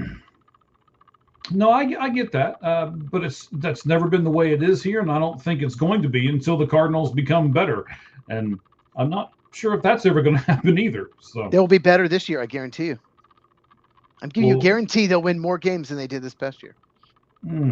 I don't know. I'm not sure if I want to go there yet or not. It depends on what the quarterback situation is going to be. I mean, we talked about this off air a little bit. They're talking about bringing Malik Willis in here. What's Malik Willis ever done besides being backup in Green Bay? In Green Bay, he's 13 of 15 on throws over 20 yards. Best in the league. Best percentage in the league. Ooh, I can't wait. That's the most unsustainable stat I've ever heard in my life. I saw that and I was like, he's thrown a great deep ball, but I couldn't believe it. I had to actually check it out. 13. It's the most unsustainable stat. 13 of 15. Deep ball. That's not your stat you were going to give me. I mean, that's because this is going to be underwhelming if it is. I wasn't even going to bring this up until you brought Malik Willis, but I saw that stat the other day and I'm like, wow, he either is the best quarterback in the NFL or he just got hot in small sample sizes. Not that he's not he could be a good quarterback. I think he could. But the people that saying he's better than Jordan Love, they're just nuts. He had a couple really good games, couple really hot moments. But yeah, so he either will bust or be the best quarterback of all time. Yeah, I don't want to be the team that finds out which one he is.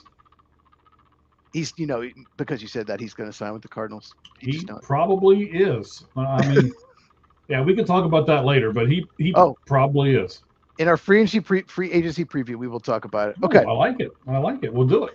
Oh, yeah. Because Greg Rosenthal on NFL.com put him as the number one free agent. Pretty controversial. I would not put him number one. There's some other players. I'm not even sure if I put him in the top 10. A little surprising. Okay. Maybe it's positional value. Who knows? Okay. So we got to talk about this. We're going to go through them all quick, one by one. Okay. But the United Football League, they're introducing new rules in the 2026 season. They're doing it to increase offense, more scoring. And we're going to go through each of them. And the reason I want to bring this up is the kickoff rule in the NFL, they started that. That was something they did, and the NFL changed their kickoff rule after seeing the success the UFL had. So it's very possible some of these rules will end up becoming NFL rules. So I wanted to go through them all. First one, do we think of this one? 4-point field goal. If the kicker makes a kick, it has to be 60 yards or further. They get 4 points. Are you for this one or against this one?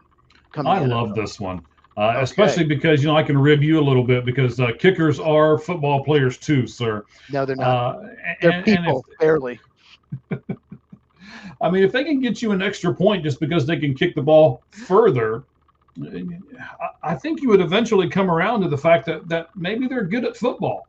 I like this, okay, and I think it would, maybe we get some kickers in the 4th or 5th round instead of the 7th round of the draft. Maybe 2nd or 3rd. I don't know if I'd go that high quite yet. Well, but Sebastian Janikowski was a 1st-round pick. John Gruden. Where's John Gruden coaching at? Where? I think he has a podcast. Okay, it's not as good as ours though. Well, John Gruden. I don't want to go into that. Yeah, that's a good point. Kickers will be more valuable and they'll be drafted higher if you do that. So it would change the draft. It would change how people see specialists. Okay, Here's another one. No punts past midfield. So basically, if you're inside your opponent's territory, you cannot punt unless it's the final 2 minutes of either the half or the end of the game. What do you think? I kind of like this. I can really see how these first two rules are going to increase the offense and make it a little more exciting. They have to go for it. There's no ifs, ands, or buts about it. You have to.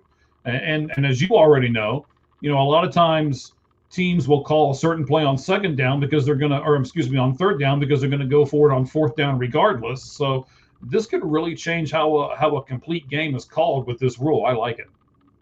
Yeah, if you have, let's say you're on like the 40, you have a 3rd and 20, you're just gonna get as close for a kick because you can't punt. You got to. The one problem I have with it, I think if you have a 4th and like say 20 or more yards, you can punt.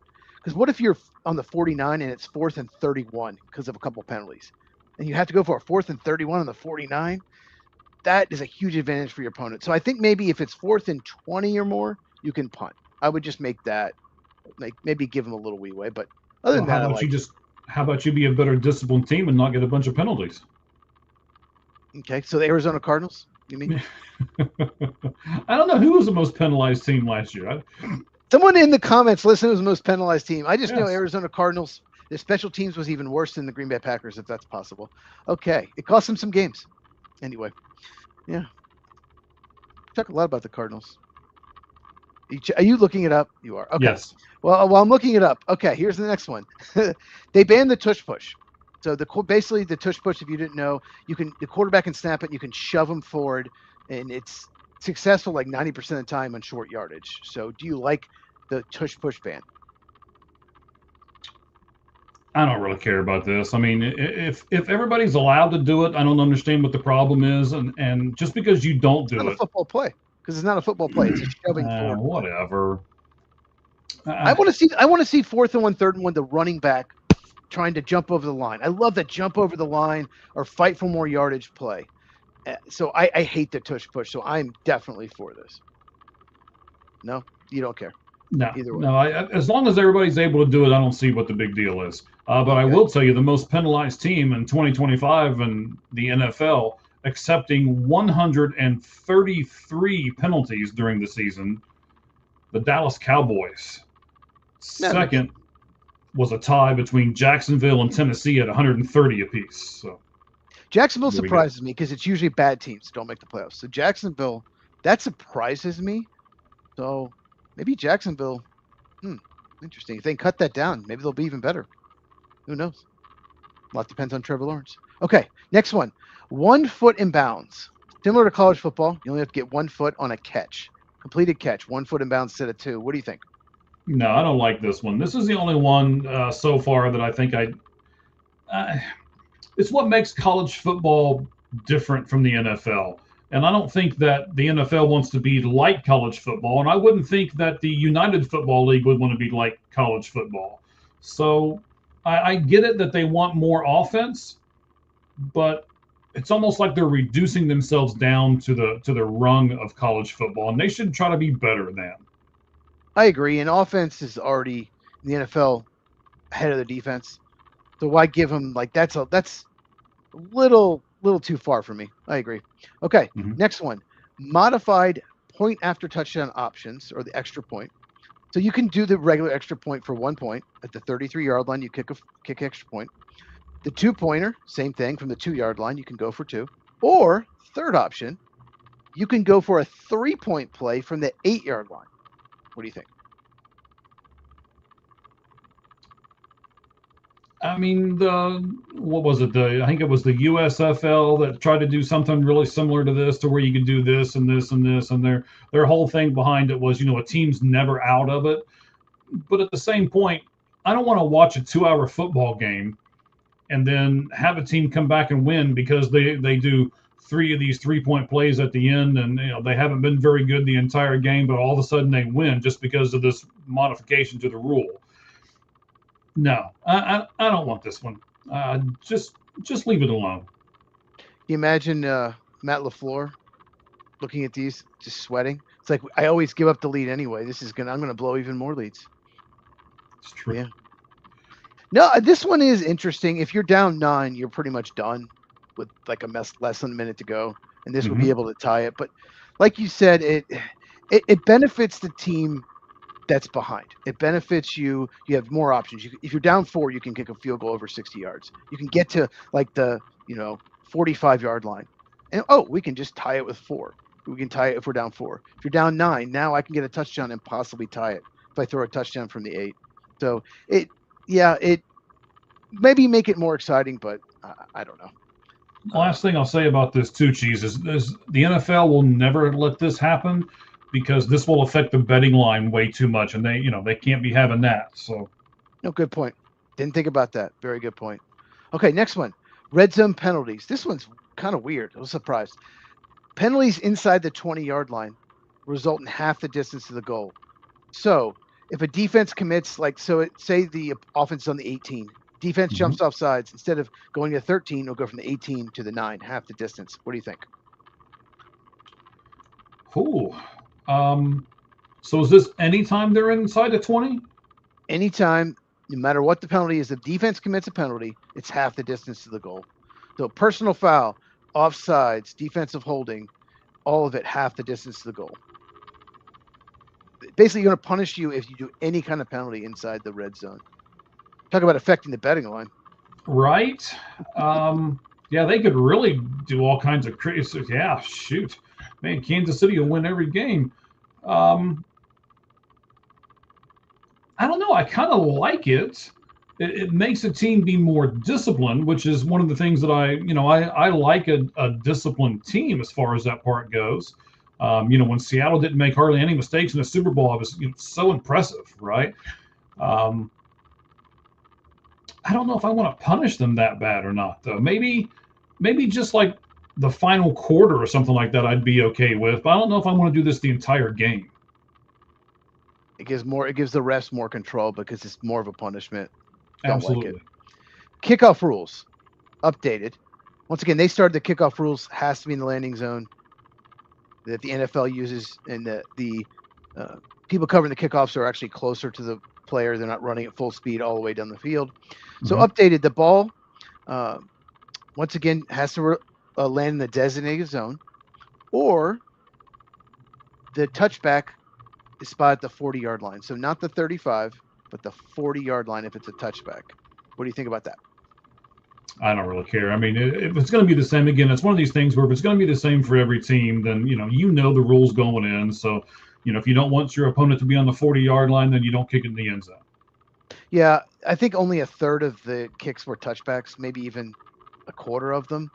So I don't think this is necessary. It may lead to a little bit more, but yeah, I don't think it's necessary. They just really want kickoffs in the UFL.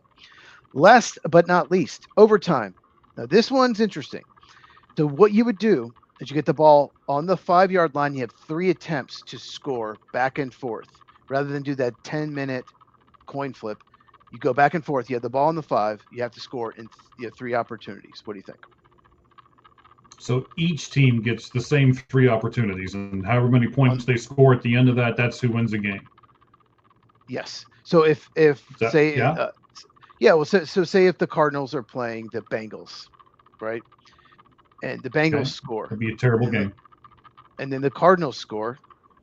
Then the Cardinals go again, and they don't. And then the Bengals score. That if you both score, you keep going. But you go from the 5-yard line. And here's why this one's interesting to me. Because I hate the overtime now, because it's 10 minutes, and both teams have a chance. It's led to more ties, because if one team scores a touchdown, the other team has a chance. And it's only 10 minutes. It used to be 15. So there should never be a tie. I hate ties. I agree. So this is interesting because it would prevent ties, but also prevent you playing an extra 10 minutes, which is a lot more wear and tear on your bodies. Imagine if you played Sunday and then play Thursday, and you have to play a 5th quarter, another 10 minutes.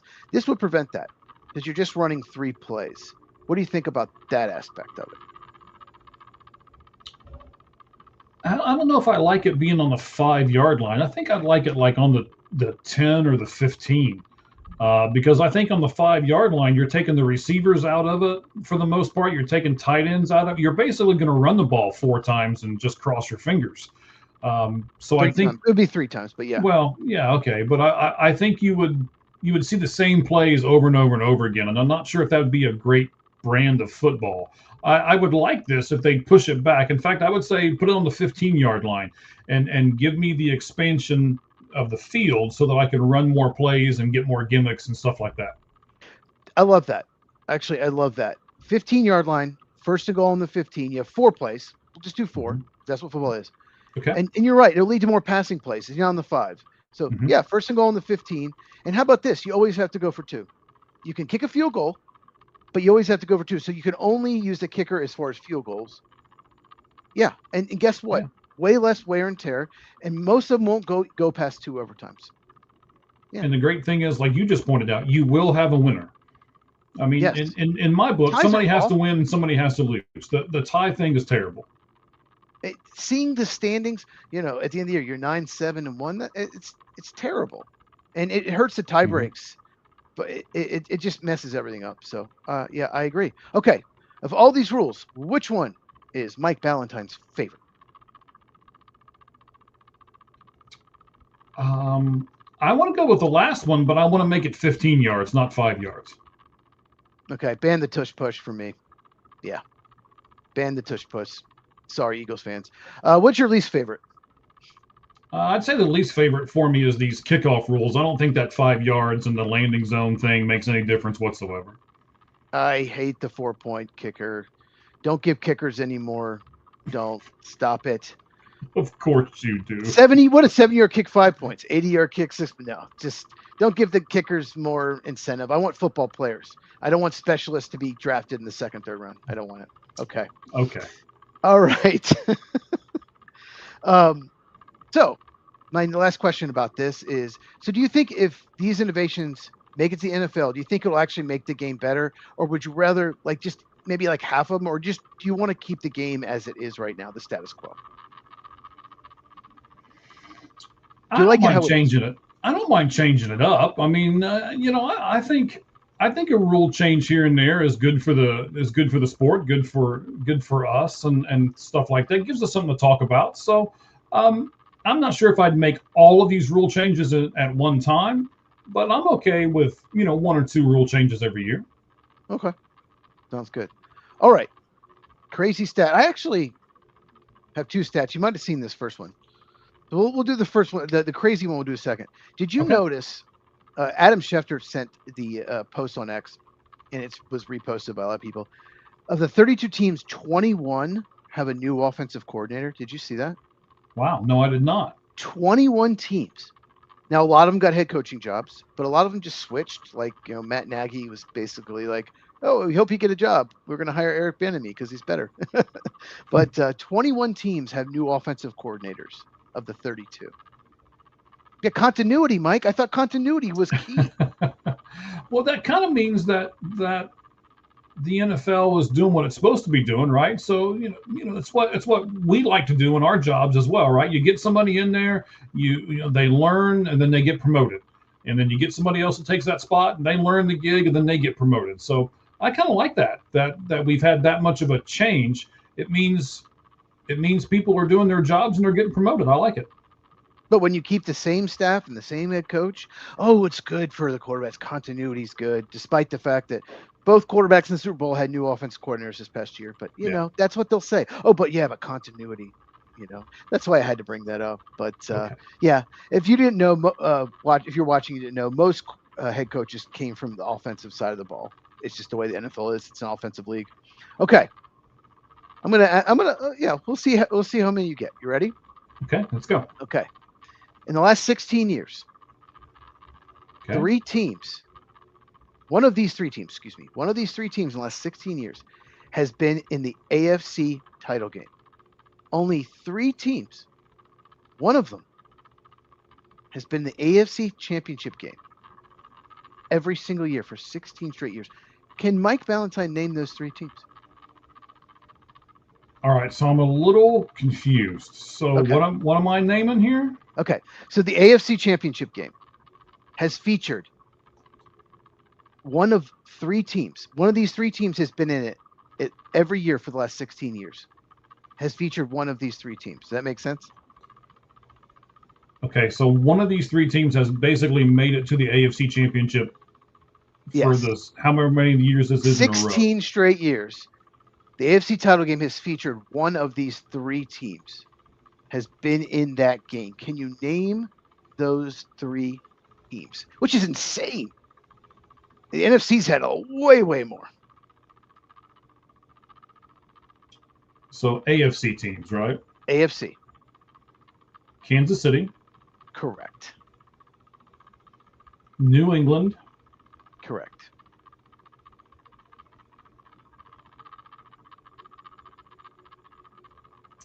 Oh, am I going to say Baltimore or Buffalo? Which one am I going to say? Baltimore. I recommend neither. Oh, okay. Well, this is the tricky one. This is why I love this stat, because no one's going to guess this. You would probably get down to the bottom 3 or 4 before you guess this. But the answer is the New York Jets. what? Rex Ryan made 2 AFC title games in a row with Mark Sanchez with really good defenses. And they played Pittsburgh one year. I'm not sure they played the other. But the New York Jets, Kansas City Chiefs, and New England Patriots have been part of the AFC title game. One of those teams for 16 straight years. What's up, Packers on top? It's crazy. The New York Jets, even though they have the longest playoff drought, they made 2 AFC title games in a row. Crazy, right? It is crazy. That is a crazy stat. You're right. I'd have never got that. Yep. Okay. So that concludes our NFL segment. And looks like it's... do you have any more to say about the NFL, or are we going to go to the lights out list? No, let's go to the lights out list. In fact, I'm going to do something different here. Let's do that for the baseball lights out list, right? We'll show this graphic for a change. I've never done this one before. I like the green. Something different. All right, so when we do the lights out list and we do them on baseball, we'll do this graphic every single time. So what we're going to do, ladies and gentlemen, is we're going to rate the third baseman. So top 10 third baseman today. We're going to start with number 10 and work our way to number 1. Cheese, are you going to go first, or am I going to go first? I will let you decide. Well, I've got everything pulled up for my number 10 guy, so let me go ahead and go. All right? Okay, you go first. Yes, yeah. You let me decide. So I like me, so I'm going to go ahead and go first. So I told you that I added a person to this list because I like them really well, and I told you that I lowered a person down on this list because I don't like them very well. So number 10, the guy that I like, that I know has not had the greatest last couple of seasons, but I still really like him. I think that what he brings to a leadership role is also very important, which sometimes is, I don't want to say it's more than the stats, but it can galvanize a team and it can do some different things. So number 10 for me, the guy who just got traded to the Arizona Diamondbacks, Nolan Arenado. Last year in 107 games, 401 at-bats, he had 93 hits, only 48 runs and only 12 home runs, only 52 RBIs, and he only batted .232. But I put him here, again, I'm just being honest, because I like the guy, and I think he brings a lot to the table that maybe stats just don't encapsulate. So I put him, I couldn't put him any higher than 10, but I put him at number 10. Yeah, his bats just dropped off, and, it has. If he's still playing as good a defense as he used to, I might have put him on there, but I get it. But no, I did not have him in my top 10. My number 10 is Max Muncy of the Los Angeles Dodgers. He had a pretty good year, not great, but good. He had a couple, he used to be like a really good player. Then he kind of fell off for a couple of years, and he found it again. But he's just good. He's above average bat, probably below average fielder. But, I think he had 19 home runs last year, just a solid, good player for the Dodgers. So, yeah, number 10, Max Muncy.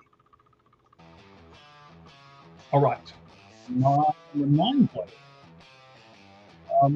More for his versatility. The reason why he made this list for me. I'm having trouble hearing you, man. I'm having a lot of trouble hearing you. Maybe it's the music. Hang on. I'll fix it. There you go. I know what it is. There you are. Okay. Yeah, am I back now? You're back. Okay, fantastic. Maybe it's because when I go over here, is that bad? What about now? Are we still good? I can still hear you. Okay, excellent. So he can play first base and third base. 102 games last year in Houston. He had 97 hits, 53 runs, and 20 home runs. Only batted .257, but because of the versatility, I put Isaac Paredes at number 9 on my top 10 third baseman today. Yeah, I also didn't have him. I considered him. He was close, but I just couldn't fit him on my list. Okay, yeah. So all right. So our lists are always different. My number 9 would be so much higher if he didn't suck at defense. And he also has some injury issues, but boy, he can hit. And that's Bo Bichette of the New York Mets. I just worry he was one of the worst shortstops, maybe the worst in baseball defensively last year. Probably should be a DH at this point. They're trying him at third base. We'll see. But if he's healthy, he will hit. So Mets took a big swing. They didn't give him a long-term deal, but still paid him a lot. But yeah, Bo Bichette, because of the bat, he has to make the top 10, number 9. I did not put him in my top 10. I thought about it, but I couldn't pull the trigger. So for me, Nolan Arenado, Isaac Paredes, and one of the guys from one of your teams for me is number 8. I know he had some injury problems last year, but overall he's been much above average. Really good defense as well. Excuse me. And of course, when he comes to the plate, he has a WWE theme song when he comes to the plate, and that's always a kicker for me. So. I know who you're talking about now. In 102 games, 416 at bats, 108 hits, 54 runs, still got 16 home runs in those 418 at bats, stole 2 bases as well. His name is Austin Riley. He's my number 8 third baseman today. Yeah, last 2 years he's been kind of banged up. He's not. He's only played about 2/3 of the year. But 2022, 2023, he was one of the best third basemen in baseball. If he can stay healthy, maybe he can get back to that. That's what the Braves are definitely hoping. They need it from him. My number 8, I'm going to go with Carlos Correa of the Astros.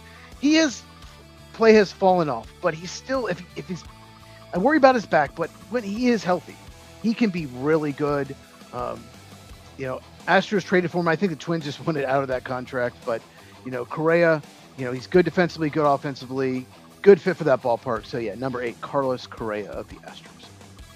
All right, so number 7 is the other guy that I mentioned where I said I just don't like this guy, so I've got a bias against him, and I dropped him down here to number 7. He should probably be higher if you look at nothing but his numbers, but I look at everything. I look at his attitude. I look at how he does things. I just can't stand the guy. Just can't stand him. We'll leave it at that. In 159 games, 615 at-bats, he had 169 hits, really good numbers, 91 runs, 27 home runs, and 95 RBIs, and stole you 14 bases and batted .275 for the season. But I just don't like him. Manny Machado, number 7 in the top third baseman today. More on him later. I'm sure. Okay. My number 7 is Matt Chapman of the San Francisco Giants. Still a good hitter, not great hitter, but he's still a good hitter. I think he had 21 home runs, but he's going to give you a very good defense. Maybe not quite as good as it used to be, but I had him a little lower, but I moved him up just because of the defense. So yeah, number 7, Matt Chapman of the Giants. Okay, we'll do Matt Chapman here in a little bit for me, but he will be on this list as well. This is a guy who I actually put in like number 2 and number 3. And then I kept looking at other players, and I'm like, oh, no, I got to drop him down. Oh, no, I got to drop him down again because this guy's better. No, this guy's better. And it's probably going to upset you here. But here are his stats. Don't do it. 114 games. That's all he played. That's the main reason why I've dropped him down on this list. He only had 433 at-bats. Now, I will give him credit. He still hit 18 home runs and got 62 RBIs, even stole a base, and batted .273 for the Boston Red Sox last year at third base. Alex Bregman, number 6. I could not put him in the top 5. His play dropped off significantly when he got hurt. He played hurt a lot of it. So his numbers he's so much better than his numbers. So more on him much, much later. Okay. My number 6. Much later. Wow. Much later. My number 6, you've already brought him up. Austin Riley of the Atlanta Braves. yeah, I'm counting him staying healthy and being that 37, 38 homer guy again. Mm-hmm. Yeah, like I said, he's good defense. Not great. He's never going to Gold Glove, but he's a good defensive player. Really improved there. That's one thing that's gotten so much better about his game. But yeah, I couldn't put him in the top 5 just because he's just a little bit of unknown. We don't know if he'll ever return to the form, but yeah, Austin Riley, number 6. All right. Well, the guy who was in the trade for Bregman and how all that ended up going down is a little bit better than Bregman is. 607 at bats in 163 games, so almost played them all. 153 hits, 99 runs, 35 home runs, and 109 RBIs.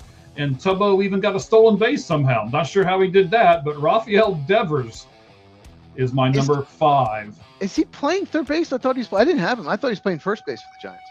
A little bit of both. I put him on the list because he played third base for Boston last year, so I kept him on the list. Yeah, I mean, well, he plays first base for the Giants now, but he was a third baseman until then. But okay, I get it. I thought he was a first baseman, so I didn't put him on the list, or he would have made it.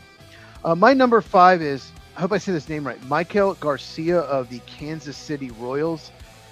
Wow, this is a guy that I think I had him 8th or 9th, and then I looked at his bat. Maybe not a great defensive player, but his bat is incredible. How many homers did he hit last year? I should have it, but I don't have it in my notes. But I think he had 45 home runs last year. Let me look it up. I can tell you in just a second. No, I mean, no. Oh, sorry, I mixed him up with somebody else. No. Oh, no, sorry. No, Maikel Garcia, up-and-coming young player. Made the All-Star game, 16 home runs, 74 RBIs, 286 average, very good. No, sorry, he was. I mixed him up with Junior Caminero. Anyway, but very good defensive player.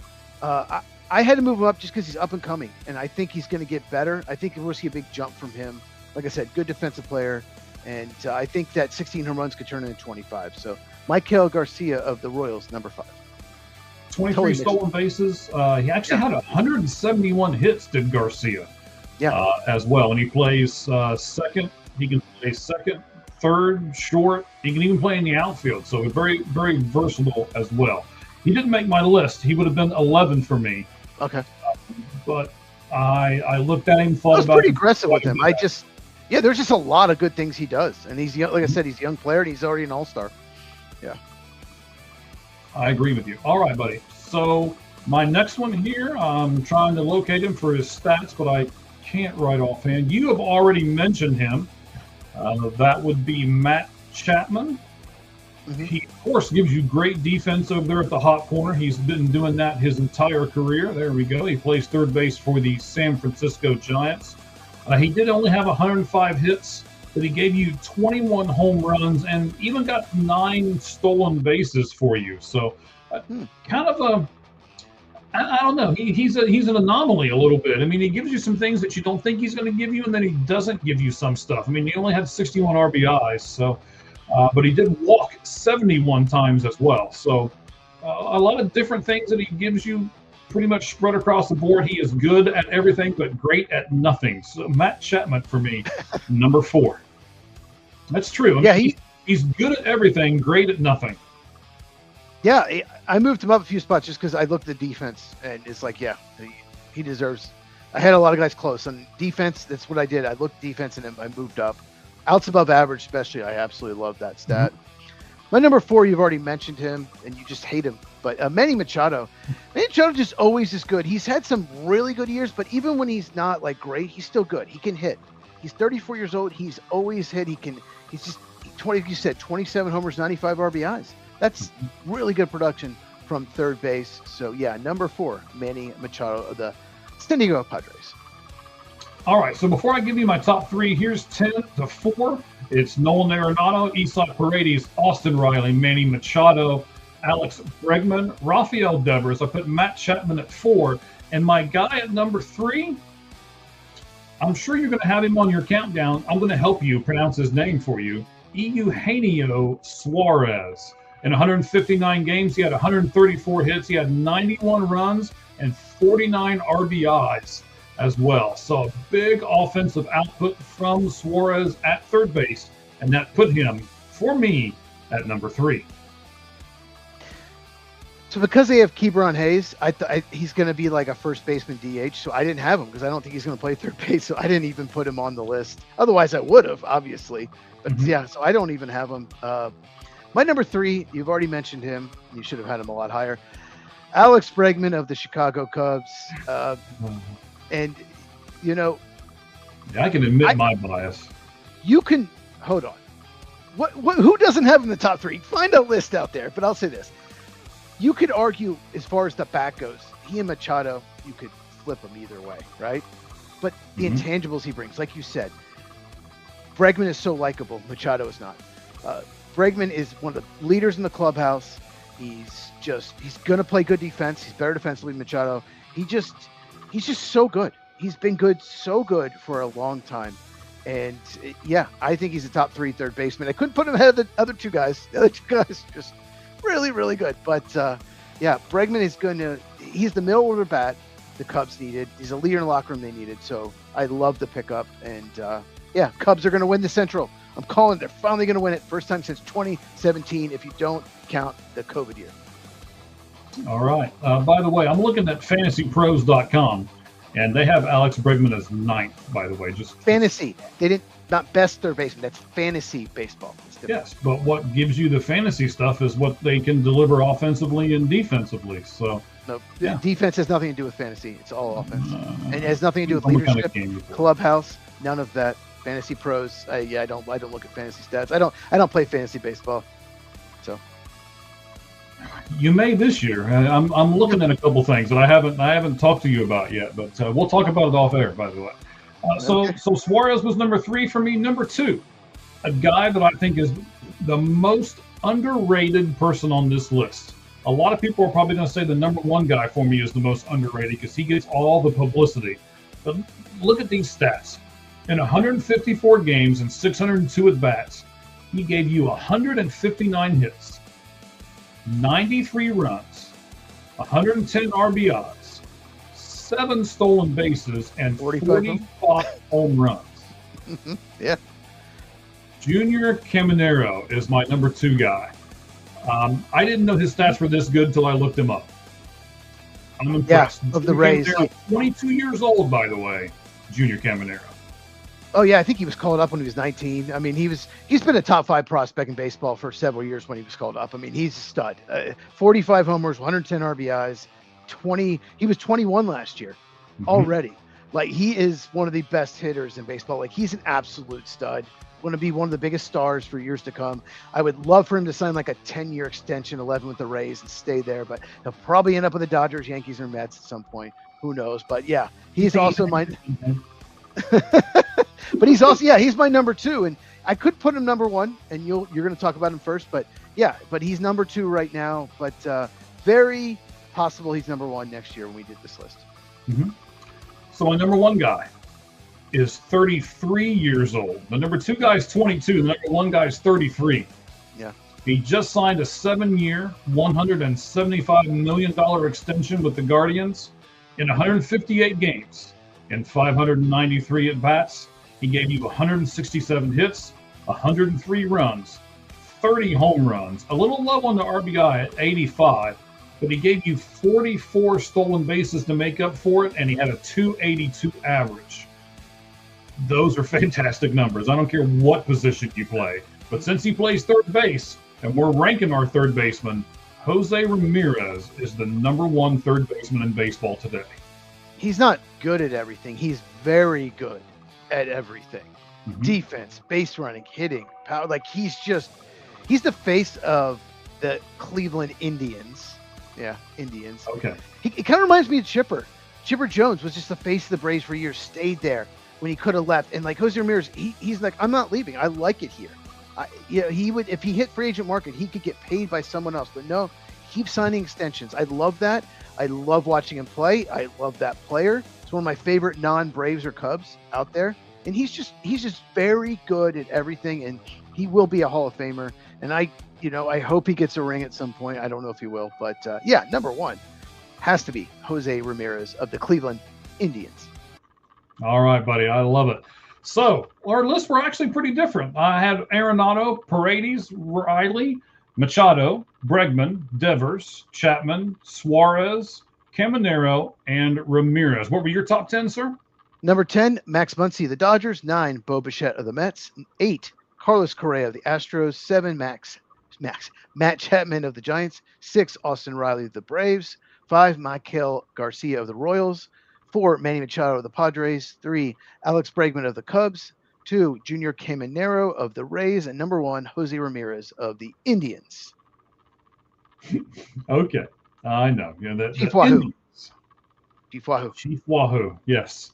I liked them better when they were the Indians too, but I'll respect the fact that they now call themselves the Guardians, even though I don't like it. All right, ladies and gentlemen, we're close to the end here of season 2, episode 3. Thank you guys for being with us. Appreciate everything that you've given to us. You can get us on Facebook. You can get us on our YouTube channel. You can have Cheese on his YouTube channel as well. And we are also on Twitch and X. So look for us everywhere because we are there. This is the Lights Out Sports Podcast. Cheese, give them your stuff, buddy. Where can they find you? Yeah, YouTube at Football with Cheese, CHEEZ, like you see on the screen. Yeah, just make sure you subscribe and hit the bell for notification. And you can find me on X at Football Cheese, basically without the with. Basically without the with. Yep. All right. I like it. And then, of course, when you get there, I can't believe you didn't do this. I don't think we've done this the entire show. You got to make sure you hit the bell for notifications. And there's some boxes to check. And then, I don't know. Tell them what they're supposed to do, buddy. I just said that, but okay. I just said that 15 seconds ago. Yes, subscribe and hit the bell for notifications. That tells you how much Mike is checked out. He's ready to eat some food. He is just ready to. He's in post-podcast mode. I am. Beans and cornbread are calling my name. I can hear it. I can hear it from the kitchen. But no, I have a Fernando Mendoza prospect video coming either tomorrow or Thursday, and I'm going to cover the combine. I'm going to do videos about that. So if you're a big NFL draft fan, make sure you check out my channel. All right. Fantastic, buddy. Hey, I appreciate you coming on here with me as you have for quite some time now, man. I think this is the deal. The Lights Out Sports Podcast with myself and Cheese every week at the same time. We'll be doing a couple of specials coming up. Please stay here with us for those as well. Looks like we're going to do something about free agency. Go ahead, Chief. Also, we got to mention this. The week of the draft, the Tuesday of the NFL draft, we are going to do a mock draft. Mike's going to host it. Me and 3 others, we're going to pick 2 divisions each. We did it last year. It was a lot of fun. And we're going to get 4 draft analysts on here, and we will do a mock draft live. Take about 3 hours. It was so much fun last year. So, look forward to that. Once again, Tuesday before the draft. All right. We can't wait for that. That'll be great. Okay, guys. Again, thank you very much for being here. We certainly appreciate it. And, of course, Cheese, you got anything to add to the end before we say good night to everybody? Yeah, Alex Bregman, next year you will have him higher, guaranteed. Okay. And I may have, even if Manny Machado has a great season, I may have him lower just because I don't like the guy. Yeah, and I noticed you didn't have the Dodger Max Muncy on there. Of course you didn't. No, I don't. Actually, I don't mind Max Muncy as far as a person goes. I just don't like that team. So, Nobody does, except Dodgers fans. Nobody looks. It's true. I mean, their spring. Have you seen their spring training tickets? By the way, they're like $120 for a spring training ticket for the Dodgers. I not even going to react to that. Yeah, they got to pay for that team somehow. It's insane. Why would anyone pay that? I don't know. I thought tickets were like $5. I don't know. Yeah. All right, mug check time, and of course, as we're going to show you right now, the Spidey mug is out. Yes. We got a lot of other channels or a lot of other shows on this channel. All Gloves Off Sports Media. Check them out. You'll see them here in a few seconds. And as we say at the end of every one of these shows, the only thing that's fair in life is a baseball hit between the third and first base lines. Good evening, everyone. Appreciate you coming out.